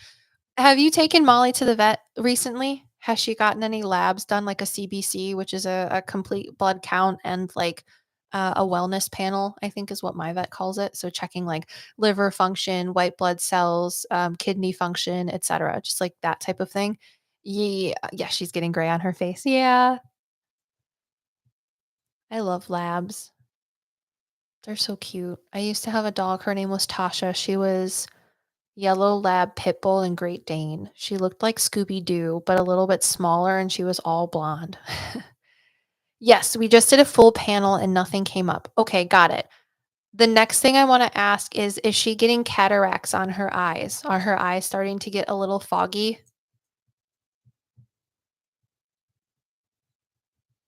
The reason I'm asking these questions is because I'm trying, when I ask her about why her anxiety might be increasing, there's two ways when I'm talking to animals in pet psychic readings that I communicate with them. One way is mano y mano, so things from their perspective, their understanding that they know about. And then the second is more psychically. So like spirits around them, my spirit guides, their spirit guides, etc., give me information more omnipresently on behalf of them. And I feel like the reason her anxiety is increasing is not because it's like you think an animal might be getting anxious because you're not around them or you're leaving or another animal might be bothering them. But I feel like the reason she's getting anxious is because she's getting old and it's something that is um, medically driven. So Melissa says maybe just looked and her eyes look normal. Okay, that's perfect. So, the information that I'm getting as to what her anxiety could be, even though I'm not able to necessarily diagnose it now, and I'm not here to diagnose medical things at all. Just as a PSA, if you have like medical questions about your animals, I can tell you what I see as a pet psychic, but you should always have them checked, like Melissa has with your veterinary professional. So I feel like the reason she's getting older is there's something that's like I think the reason that she's having more anxiety, not that she's getting older. I think the reason that she's having more anxiety is because she's getting older. Um, how do I explain this? Like behaviorally speaking, do you have a cat in your house? You said that you did. You with my other dog and cats. Do you have a fuzzy cat, Melissa? Like a long-haired one or a longer-haired one?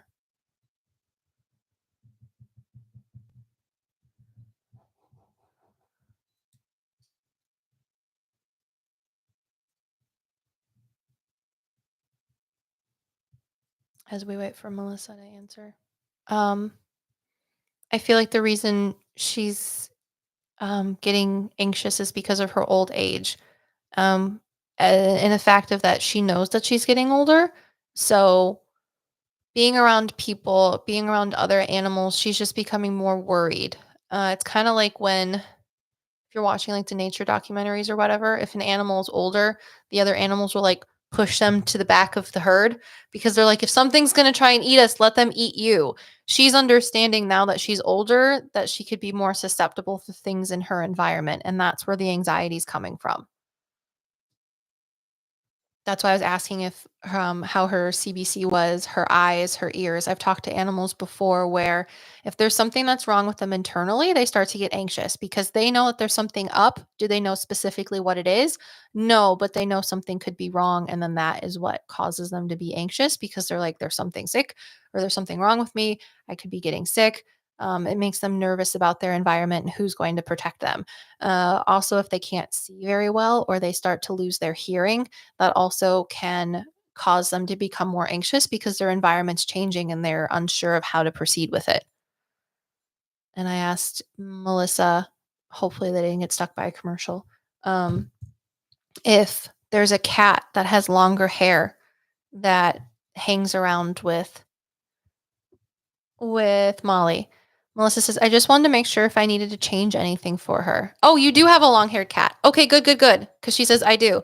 Yeah. When it comes to changing things for her, I think if you just let her be near you more and give her like lots of words of encouragement just to ease her a little bit. I think her anxiousness is being caused by age. However, there's a long-haired cat that makes her feel better. You guys ever watch the cute videos where like if an animal goes blind or something, they always have that other animal that's their friend that makes them feel better and they follow them around because that animal helps them like emotionally and otherwise. I feel like this long-haired cat is going to be almost like Molly's emotional support animal as she gets older. Do they have a good relationship? Or is this cat like a stinker pot? Because I feel like if this cat is very nice, then that's what helps her. But I also feel like he could be a stinker pot, like maybe not the nicest, but that also helps her because she knows that if she's around him, he'll fight anyone else off in his own cat way, and that makes her feel more protected. My cat is a little diva, but she has been laying around with Molly more often. Okay, so even though Molly is experiencing old age anxiety, your little diva cat makes her feel better. And she is like her emotional support cat. And that's very fabulous and really cute. Oh, a dog that has an emotional support cat. So I think that's adorable. And I think she'll be okay. She's just getting older. And the world is changing because she's changing. And I think she'll be okay. Giving her more physical attention, even, and I don't mean necessarily attention, but just being around her too, even if you're not interacting with her, but sitting next to her, if she's laying by herself, getting up and sitting next to her and giving her a pat and then just letting her exist, that will also reassure her a little bit as well. Quality time, even if you're not talking. Sometimes people like to just sit in a room with one another. They don't necessarily have to talk, but just being there makes them feel better. And I think that could help Molly with her old age anxiety. Melissa, does that answer your question? Do you have other questions before we move on? If you're just joining, hello, please give the live stream a like. That helps me. But my name's Olivia. I'm a psychic medium, and we're talking about spiritual topics today and doing some readings. Melissa says, thank you so much. I'm also going on vacation for 2 weeks, so that makes me feel better that my kitty will help. Okay, good. Yeah. Your kitty cat will help. And to have a 14-year-old lab, very good on you. I always love talking to people that have a lot like older animals that have been there for a while. It's something you should be proud of because you've taken really good care of them. Thanks all, much appreciated. You're welcome. Thank you. I appreciate you. So what was I going to talk about? I have the memory of a goldfish. I really do. Um, we're going to move on to the next person, which is another pet psychic reading. Um, by Jennifer. Jennifer, are you here?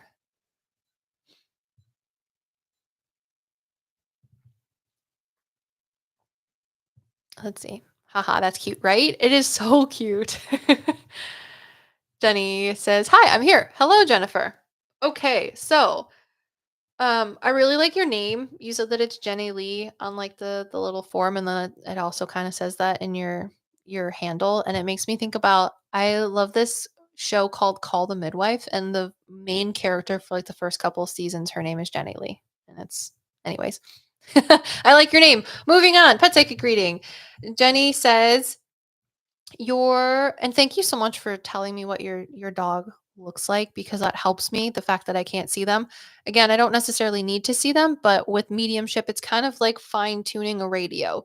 So, in order to make sure that I'm intercepting and interpreting the right frequency or the right channel, it helps to know what your animal looks like or see them. But if not, it just takes a second to kind of like find the right channel. So, thank you for helping me find it faster. So, Jenny says, Mia is a black greyhound, and your questions are, is there anything she wants to communicate to me? Um, so I love greyhounds. My cousin used to have greyhounds. Her family would rescue them when she was growing up. And my favorite one that she had, his name was Radar because his ears stuck up. But he would like to run away a lot and he just would run really fast. But he was like a gray brindle. Anyways, is Mia like 2 to 3 years old, Jenny?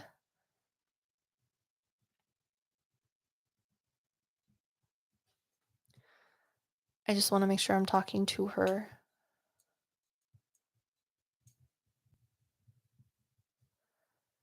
And do you have a cat or is it just Mia? She's 5, but for sure looks super younger. Okay, because she looks like a little baby. Okay, so she's 5 years old. Got it, got it, got it. She has, like, really bright eyes, and her coat's very shiny. Just Mia. Okay, got it. And, has she ever been anywhere where there's a cat?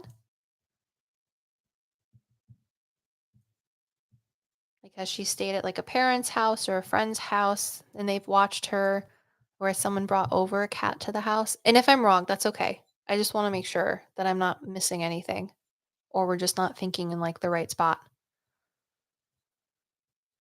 Not really, mostly because I don't trust her with cats. Okay, that's alright. I feel like she's showing me her sitting on a couch. The couch is, like, a gray or, like, greenish gray color. It's, like, a very plush sort of, um, material, and she has, like, a cat that's walking on her, but it's on the couch, so maybe that's I can either be wrong, maybe it's a future thing. That's okay. I understand not trusting her with cats. Um, let me ask more questions to her. Your second question was, what are we trying to teach each other in this life? And 3 is, how many lives did we live in the past together? Has she always been a dog? Okay. Um,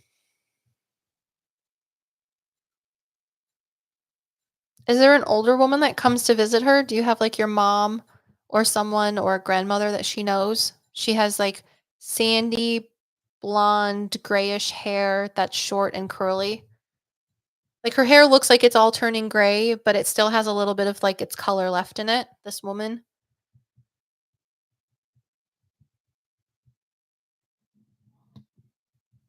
Again, I'm just trying to make sure I'm talking to Mia. My mom does visit, like, once a year. Okay, because I feel like there's this woman that comes in and she really likes her when she visits. Got it. Um, she's very happy. I keep asking her about if there's things that she wants to share or, like, a lot of times, like, dogs will talk about their food or things. Sorry. Do you try to give her kisses, but she sticks her tongue out and you like she sticks her tongue out like she's gonna give you a kiss, but you like blow on her tongue or like make a funny noise or something like you're gonna like bite her tongue or like her back. Is that a weird thing to say? Because I feel like you get really close to her face and she goes to stick out her tongue or something. I don't know if you're blowing on her face to make her tongue come out or like what, but there's something odd going on and she's talking about that. Is that correct, Jenny? I feel like her ears are all pulled back. That's a silly thing. She doesn't really give me kisses, but I wish. Okay. I feel like you're trying to talk or like you might be trying to give her kisses and she doesn't like it, and that's what she's talking about because if you do something like that, the reason she's explaining it to me is because it's something she doesn't like. Oh, interesting, interesting, interesting. Okay, let's see. I don't think there's anything immediately outright that she wants to talk about. Usually they bring things to my attention that they would want to be changed. Goofy. It is goofy. Um, but she doesn't have anything necessarily to complain about, which is good. Your question is, what are we trying to teach each other in this life? And then the past lives, has she always been a dog? Um, So when it comes to past lives, sorry, I'm just looking. That's the way I receive information is kind of like daydreams. So I'm just focusing on something that's in my mind. Sad but noted. I'm so sorry. Yeah, she kind of has like a weird like ew feeling about it anyways. So it's just interesting. Um so I think that she has a past. I don't think she's been a dog all of her lives. I feel like one of her lives she was a boy, but I don't think that she survived into adulthood because I see a younger boy when I ask about past lives. He has brown hair. Um, it's cut short, and I think he may have passed when he before the age of 13. I think he might have lived during you guys ever heard of the Spanish influenza? It was like the COVID of 1918. I think he may have lived during the Spanish influenza time, and I don't know if he passed from the influenza itself, but it may have been more so like socio-cultural or like socioeconomic things that happened because of all of the people that were dying at that time. I feel like he might have been a part of a family where they were impacted economically because of what was going on, and he may have gotten sick or malnourished and passed before he was like 13. Sorry, that's not like a very happy past life. It's just the one that pops up when I ask about her past life before she was a dog now. Oh, wow. And I adopted her during COVID. The universe has satire. I think my dog, Fennel, she was a person in a past life. We made a PsycKicks made a video about it a while ago when I first got her. But yeah, animals can have human past lives. I talked to a man, I think I shared this in a podcast a couple months ago. He is a US veteran and he has a service dog, and his service dog, who's a girl now, lived multiple lives as men who died in war or had served in war. So now she's reincarnated as a dog, but she's specifically a service dog for a veteran. Isn't that great? Isn't that the most interesting thing ever? And it wasn't until because he asked me a similar question, like, what are like why is she in my life? Like I feel like there's a spiritual implication as to why my service dog is my service dog, and I just don't know what that is. And have we lived lives before? And that's the lives that stepped forward for this service dog. And I was like, sir, were you in the military? And he's like, yes. So I say thanked him for his service, and that's how the reading went. So it was kind of interesting, right? I know that is crazy. So she may have lived the life that she needed to in that life. And for us now, as if we, because this is just hypothetical, we can't really prove that she had a past life as this boy. However, it's interesting to know. But, a lot of times our animals will live a certain life to learn certain lessons. And then in this life, they get to live and learn new lessons. So, one of the lessons or one of the reasons she may be in your life now is because you're going to give her the life that, as we would see it morally, etc., she deserves because she had such a hard life before. Now she's going to live a really good life with you as a dog. So, anyways, just to think about how the layers of the universe interact in order to have like souls line up and what relationships and people and animals mean to one another. Oh my God, I love that, right? You get to be her little happy life, which is just adorable to think about. Um, okay, so I hope that answers your question. I don't know. I think that answers your questions pretty much. I can't necessarily tell you exactly what you're there to teach each other in this life, but I'm sure given that little tidbit of past life information versus the life she had then and the life that you're going to give her now, yay, keep giving her unwanted kisses. Jenny says, "Yep, that's good." Okay, good. I'm glad. I'm glad I was able to answer your question because I was like, I'm not sure. The past life is what helped answer the question. So, thank you. I appreciate it, and I'm very glad that Mia's living a very good life since she has no complaints. There's so many times as soon as I talk to an animal, as soon as I am like, "Hi, what do you have to say?" They're like, "Let me get the whole PowerPoint out." And they're like, "I don't like this. I don't like that. My food's too dry. My water needs to be refreshed more often. They take my socks away. Did you know that they washed my blanket and I don't want them to wash my blanket?" So It's good that she wasn't immediately like that because they really do. They like to do that. Um, lol, I wish Mia would tell me more. Mm, I'm sorry.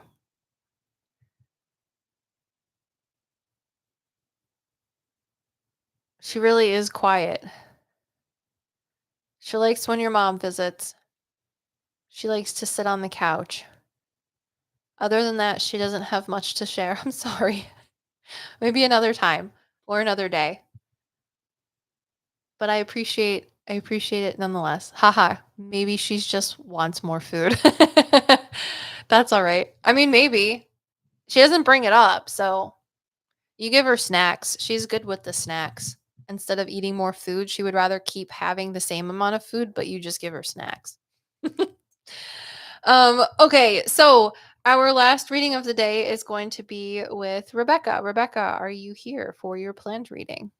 Thank you, Jenny, very much for for making a reading. It was very interesting. Bex, there you are. Okay, good, good, good, good, good.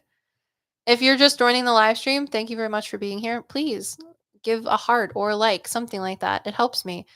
We are doing psychic medium, pet psychics, plant psychic readings. There we go. I had to make sure I was saying that right. I'm like, I need more water. And talking about spiritual things, I'm hoping that I'm integrating enough like spiritual understanding. Hey, Sniffles. No one needs that. Not on the internet. She doesn't care. She's a cat. Um I hope I'm integrating enough like spiritual information into these as well. Just like it's not just readings, but people that are watching are learning hopefully as well. So, okay, Bex, your plant psychic reading. Thank you so much for making another plant psychic readings because plants are fun. Um, I have a tree in front of my house I hug sometimes. Is it okay for the tree? Yes, it's okay for you to hug the tree. Of course it is. Um, I have a tree in front of my house that I've hugged a couple of times, lol. Does the tree like me? Does it like us as tenants in the house? Do you have is your house 2 stories, Bex or Becky?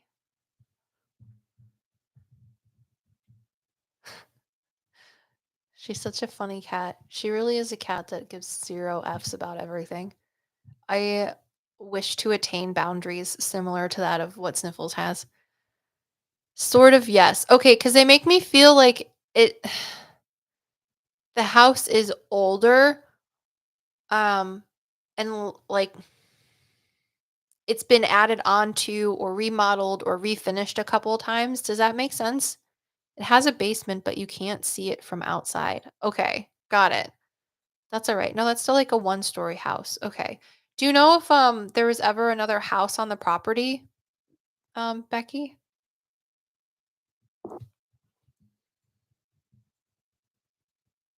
Oh, yes. Okay, so there was another house. Cuz I'm like this I'm trying to make sure that I'm talking to the tree, and when I talk to trees they're physically here in the present, so I receive information on my left-hand side, hence why I'm like staring over there. And this it's a pretty big tree, right? Like very tall, probably like at least 3 feet around. So I could not know. It's a basement, but you can't see it from outside. One story, yes. Okay, I'm confused now. They show me that there used to be another house on the property, possibly, before yours. I've been here 3 years. Okay, no, that's all right. Or the property may have been bigger, but then your house is the smaller one. So, Bex, do you have kids? Is that a rude thing to ask? You can say you don't have. It's like a townhouse. Okay, no, that's all right. Do you have kids, Bex? I'm just trying to make sure I'm seeing what the tree is showing me. Nope. But nope, but what?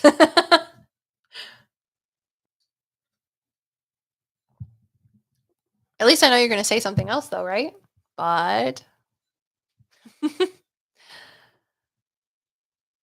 oh, okay. Got it, got it, got it.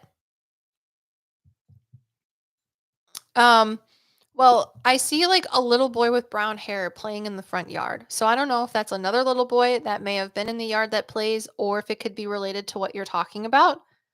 However, I don't think that the tree you are hugging has a problem with you hanging out with it and telling it things. um,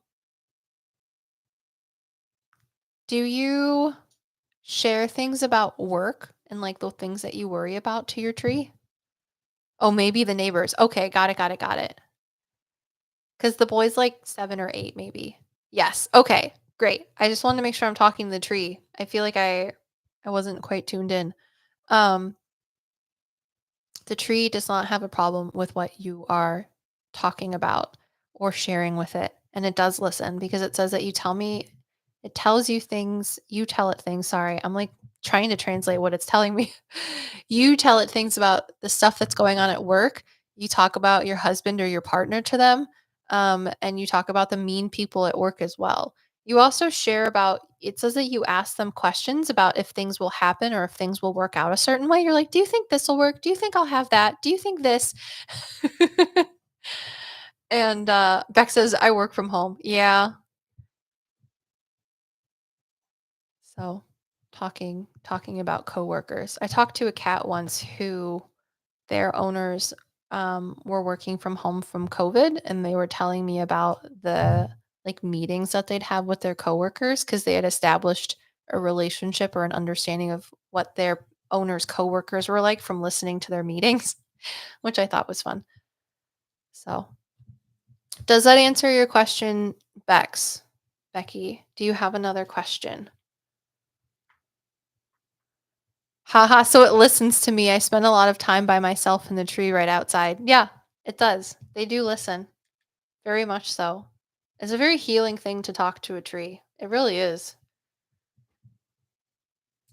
So it does listen to you. You can say things out loud. You can say things in your head. Trees listen very much like how souls or spirits do.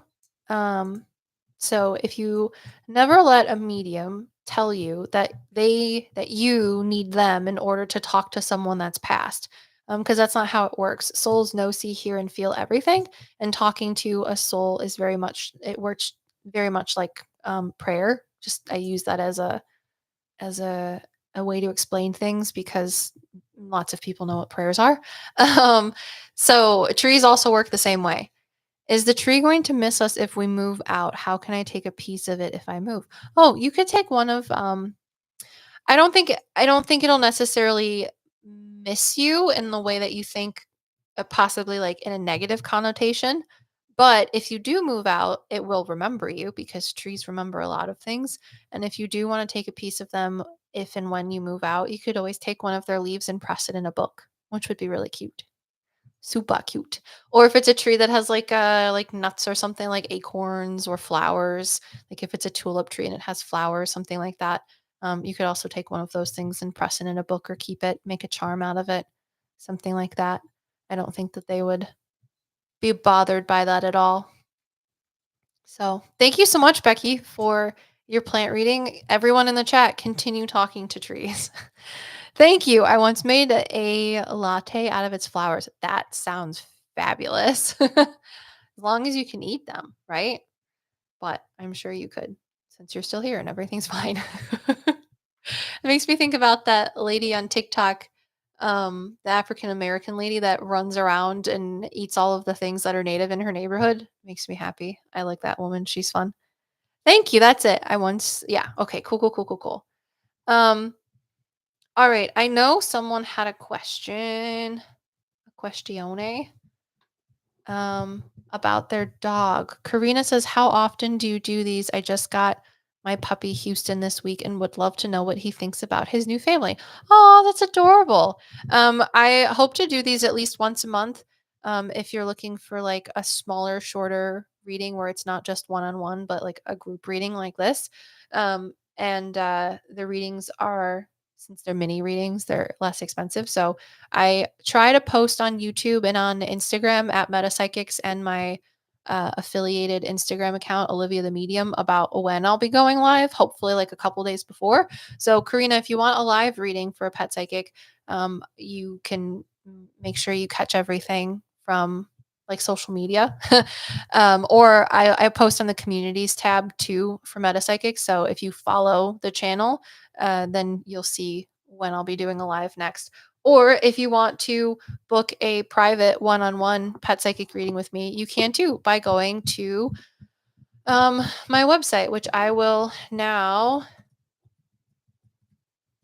put as a link for you so that you can see what services I offer if that's something that you're interested in, like a one-on-one reading. If not, I also totally understand. That's okay because things are expensive.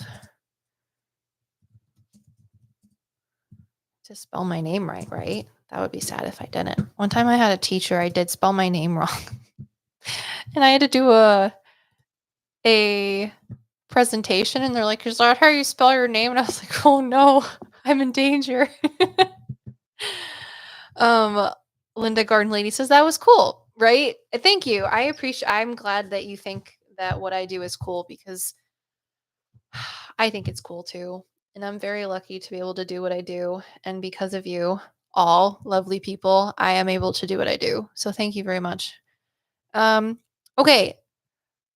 We didn't really talk about any like spiritual things. We'll just have like closing remarks of Friday is the summer solstice. I know there's like some witchy people that are here. Anyone got any like fun plans for Friday since it's the summer solstice or just Friday? What was it? Sorry, I'm just reading the comments while you answer. S River says, I think it'd be cool if you did a vlog walking around a park or somewhere talking about whatever you hear or feel. Aw, maybe I'll do that. Maybe I'll do a little vloggy vlog. I can either do it on the main channel or I could put it on like Patreon if you're interested in like behind the scenes stuff. I talk a lot about um, like my personal life and more spiritual things that I contemplate on Patreon and life updates. So even as just like a $3 PsycKick, which is like the first tier for Patreon, every other week I do a life update where I try to share things personally about myself, but also add in like spiritual caveats and like stuff that I've just been pondering. So, things like that. Um, Sandra says, I do too with all my pets, 2 cats, 2 dogs, 3 birds, and my angry cat all the time since I got the dogs. Oh, I see dead people. Big Gav from Australia. Howdy, howdy, howdy. I love all the people from Australia. Every person that I've had a reading with in Australia is literally the nicest person or one of the nicest people, honestly. Happy Litha, good time to charge up, make sun salt protection work, and focus on new opportunities. Yes. Yes, yes, yes. How do we summer? I knew someone was going to ask me how do we celebrate the summer solstice, but Katie did a really good thing by just saying like it is the longest day of the year, right? So this might seem silly cuz so many people my big 3 astrological signs is I'm a Leo, Aries, Sagittarius. So I'm a Leo rising, Aries moon, Sagittarius, what is it? Ascendant, something like that. So Jay, join the Patreon, join the Discord server. Yeah, there's so many people in the Patreon Discord server that explore so much more like witchy things, if you will, that everyone always has fun things to talk about and bounce ideas off of each other. So if you're interested in things like that outside of my expertise, but other people that are interested in spiritual things like that, go check out the Patreon Discord server. It's pretty cool. You can find Patreon on the website as well too. But the I people always since I have such fiery signs, I literally did an astrology thing where it shows that I have 0 water in my entire astrology chart. I think I'm more than 50% fire signs, and then there's a little bit of earth and a little bit of air signs in there. But so many people, hello Kenya. A lot of people are like, "Oh, you're this like big bright sunshiny person," but I love moon magic or the moon itself. Like honestly, I love the sun, but I burn very badly. So I can't be out in the sun very often, but I can always walk outside when there's like a full moon night. It's one of my favorite things to do. And I liked being able to do that when I grew up on a farm with my mom. It wasn't, when I say farm, my mom had a horse and then she got a pony, who was my pony trooper, which sounds so silly to say on the internet.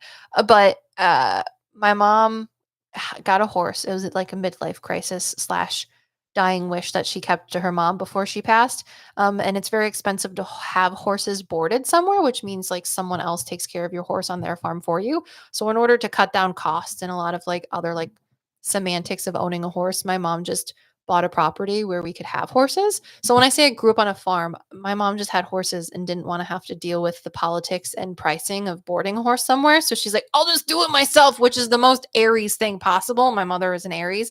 That's why my moon sign is an Aries. Um, but when it comes to thinking about the difference between sun magic and moon magic, the summer solstice is such a powerful time to do like sun magic. So, like Katie says, make sun salt, protection work, focus on new opportunities. It is new opportunities. It's like the day of the year where all of the energy gets put into everything on earth, because you think about, like summertime, you're sowing the seeds of progress, of the future. Everyone's planting their flowers and you're getting all of your crops ready to be harvested in the fall. So really think about on Friday, if you're going to do any sort of like energetic manifesting, quote unquote, witchy things, really just think about like, this is the longest day of the year. I have been putting so much effort in today with sowing the seeds that I want for the future, for manifesting what makes me happy, manifesting my reality. I'm going to use this energy to continue to move forward and hopefully have a good harvest of my goals before wintertime. You know what I'm saying? That's kind of what I would do. But I'm more literal, I guess, when I have my symbolic interpretation of solstice things. But I don't know. You can go online too and just see like summer solstice party things, summer solstice witchy stuff. And I'm sure you could find some really cool things that speak to you, but that's kind of what I would do. Maybe have a fire. There's some religions. I did a spring equinox. I did a spring equinox podcast where I talk about traditions from all over the world that people use to celebrate the spring equinox. And or this yeah, spring equinox. And one of them, I think in like the Netherlands or somewhere over there, they jump over fires. And I'm like, that should be a summer solstice thing. Like we all need to just get like hot booties jumping over fires, you know what I'm saying? But anyways. um Emmy says my 3-year-old is a Aries with Leo rising, and oh my god. Jamie says I'm mostly water with a fire sun. Um, Big Gab says smash the like button, please. I know I just got here and the readings are over, but I will rewatch later. Yes, and I talked to you specifically for the people that rewatch later. I appreciate that. Thank you, Big Gav. From Australia, that you can make fun of me. I can't. I love the Crocodile Hunter. I have to make a bad Australian accent. I'm not American, you know? Are you American if you don't try to do a bad Australian accent? Louisa says, have you ever done a reading for people from Europe? I'm Dutch. Oh, yes. Yes, I have. Um, this is something I want to put on my website as well, because I do offer readings Monday through Thursdays in, Eastern time in the evenings. It's like 7 until 9 p.m. But that's not copacetic for everyone around the world. Usually it's good for people in Australia, because if you do a reading at, 8 o'clock or 8:30 my time, that's going to be 8:30 in the morning your time. So that's why I'm able to do more readings for people in Australia. However, if you go on the website and you type in, say you're from, you're Dutch, like Louisa is, and none of the available times that I offer are copacetic or cool with your time zone, please just give me an email. Go down to contact us or contact me. It's just metapsychics@gmail.com, or you can do Olivia the Medium at gmail.com and tell me like, I want to do a reading with you, but the times don't work. I will try to make it work for you. I do try. Mondays and Fridays are the days that I reserve to do like video recordings or editing podcasts, things like that. Because I do have a son, so those are the days that I have help, is Mondays, and then I have help on Thursdays. Also, why I'm able to do the live stream today is because I have someone helping me watch my son. But I will try to make readings work for you if you really would like to have one and you live somewhere where the time zones don't work. So like Mondays and Thursdays or Tuesdays, because sometimes I can get help on Tuesdays with a family member for my son. I can try and do readings at a different time that I wouldn't normally offer. So just let me know if you really, really, really want a reading. Email me and I will try to make it work for you. Let's see. Would you ever bring your mom on a live? My mom would love to be on a live. We've done videos with her, and I want to try and do another video with her, just because it's fun. But she also helps watch my son when I'm actually doing work. So it's been hard to find a day and a time when she could be a part of a video or a podcast because she's not helping me or working. My mom's a nurse, so she works a lot of hours. Um, Sandra says, "How do I connect better with my angry cat who is mad at me for getting my dogs? Thinks she's trying to tell me something. I try to spend more time with her. Is there anything I should know more from my cat?" Um, Angry kitty cat. She needs to have a space that feels like her own. That's the biggest reason she's upset with the dogs. Is she feels like there's not a space in the house where the dogs aren't allowed to go. It's not necessarily a space that she can go in where the dogs aren't for a moment. She wants a space of the house that the dogs don't go in at all, which is gonna might be a little hard. So, did you see the strawberry moon? Karina says, I don't know. Was there a strawberry moon recently?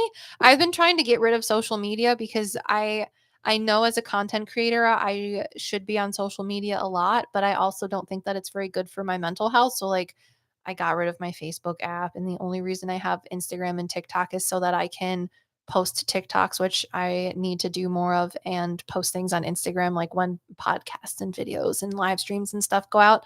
But other than that, I'm not like on the social medias, quote unquote, as much. I've been trying to add things to my stories by going on it, but I also like, I don't know, it's been hard trying to find that balance. So I probably missed that there was going to be a strawberry moon. I did get one last. I did see the strawberry moon last year with my husband. We went for a walk in my neighborhood with our son in the stroller, and I really loved that. That's a big ass microphone lift. It is. It's the microphone I use to create podcasts. I figured out how to run the connection through the computer so that all of you have crispier audio when you have this as a replay. Because if I do it with just my computer's audio built in, it's not as cool. Um, what's the crystal I'm wearing? Oh, I'm really glad that you asked about this. I don't wear crystals often. I'm not one of those spiritual people very much. Not to say that I don't want to be. I just it's not something that I naturally go towards. I'm more of like, this is pretty. I like it, and because I like it, it's going to symbolize this, and then I'm going to wear it. Um, but this I got from my aunt, and she got it for me without me asking. Um, and it is a brown sandstone crystal. And I actually looked it up because I wanted someone to, well, I figured someone might ask me about it. And I wanted to be prepared as to what it actually means. And I think it has to do with like grounding and stuff, but I'm going to look it up. So it says spiritually, brown sandstone is often associated with grounding, stability, and connection to the earth. It can represent strength, resilience, and a sense of security, hoping to clear negative thought patterns and promote emotional balance. Sandstone is also linked to creativity, clarity, and the ability to navigate change with great ease.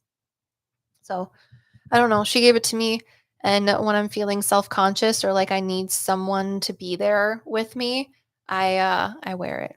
And then I also put my cats in my room with me. I was like, you're gonna sit here with me and make me feel less alone. Even though I'm not alone. It's just an odd thing being on the internet sometimes. Um, Air sign, love to be outside. My husband's an air sign. He's a Gemini. He likes to be outside too.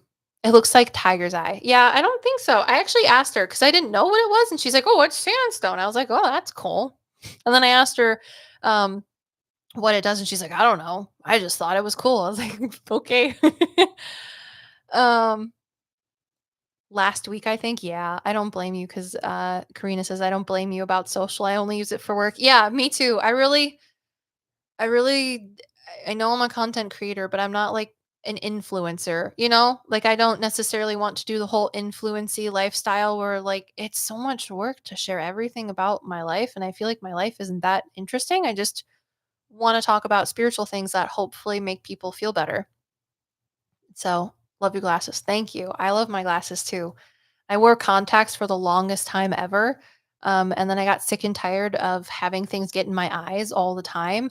And then I'm also the person that would just wear contacts that were only supposed to be worn for a day for like 3 days. and not take them out. And I was like, okay, this is too expensive. I just need to get glasses so that I don't have to worry about contacts anymore. And I remember going into the eyeglass appointment. I was probably, I think it was right before starting PsycKicks, so like 5 or 6 years ago, probably 6 years ago. And I walked in and got my eyes checked, whatever. First time as like an adult person going to the eye doctors with their own money. And I told the lady when I went to go pick out glasses, I was like, listen, I want something that looks like a hippie, eclectic person would wear. And she brought me these pairs and another one. And I really liked these ones because they had flowers, you know? And I always get, I used to get made fun of in college by my African American friends because it looks like I don't have eyebrows. And they would always make fun of me about it. So I got these glasses because it makes me look like I have the impression of eyebrows. But anyways, I appreciate that you like my glasses because I love them too. They make me happy. I also like glasses that are bigger because I remember when I was little, I had glasses where the frames weren't as wide, and it always made me feel like I was a fish in a fishbowl. So having like really big lenses doesn't give you the perception in your peripheral of like where it ends and where it begins. So it makes me feel like I don't have glasses on my face. Yes, you are right that she hides in the kids' room because I know she misses all. I do have burning questions about why certain dead people from history slash true crime live in my head rent free, and I know I need to book a reading to ask further. I don't know, Emmy. You might just have people in your mind like that because, in some way, shape, or form, their existence, even if it's more passive, if you will, helps you to understand and relate and navigate this world now. So it's not necessarily their soul is directly there helping you. It's more so as in like the essence of their lifetime is helping you to shape your own reality because the lessons you can learn from learning about them and their lives helps you to navigate it.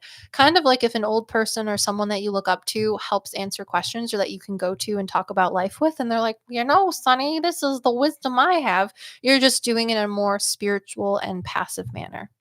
Maybe that answers your question. At least that's the immediate thing that popped into my head when I read your question. Sandra says, I also have a lot of stones of different, and it's good to put it up in my window with the daylight. Yes, I used to do that. I think I talked about that in last week's video. Yeah, on spiritual psychosis, I talked about how I used to put crystals in the window too, and I left them in a pillowcase for my husband that he put his head on and then hurt his face on. So, anyways, um, like, why am I so connected to this case, this particular disaster victim? I'm not sure. You may have, your soul may have lived similar circumstances in a past life. So therefore, your soul now is interested or aligned with or drawn to the circumstances of this person. Just another thing. Anyways, Emily, I'm gonna book a reading and ask for further details. Just you wait. Just stop answering my questions now because I'm gonna get you and answer all my questions. Okay, so it's okay. Then great. Yeah, putting your crystals in the sunshine, 100%. Putting your crystals in the moonlight, also a lovely thing to do. Um, Go for it. Why not? Past life detective. I am going to start I am offering past life readings, like one-on-one past life readings, private ones, on Patreon. It's like an exclusive service, and I'm hoping to bring back aura readings, wing readings, and spirit guide drawings. So the aura and the wing readings are drawings too of your aura and of your wings. And people, I had someone ask me, they're like, what are wings? Or like, what are your wing drawings?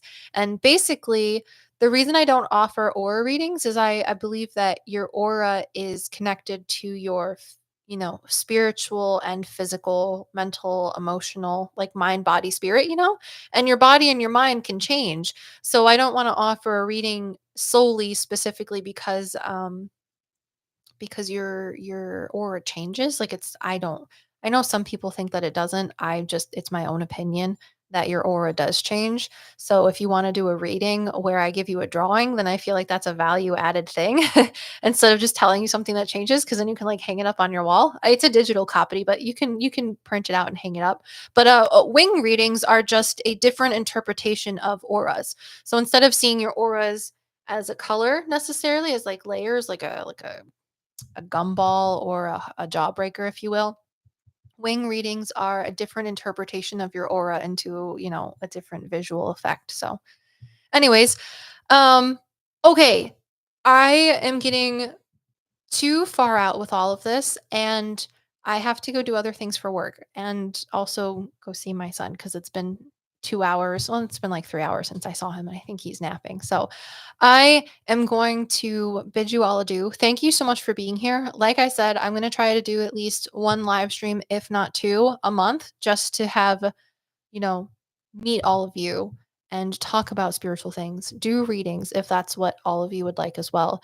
And extra content that like was it Big Gav? Was that your name? I don't know where you went. Yeah, Big Gav.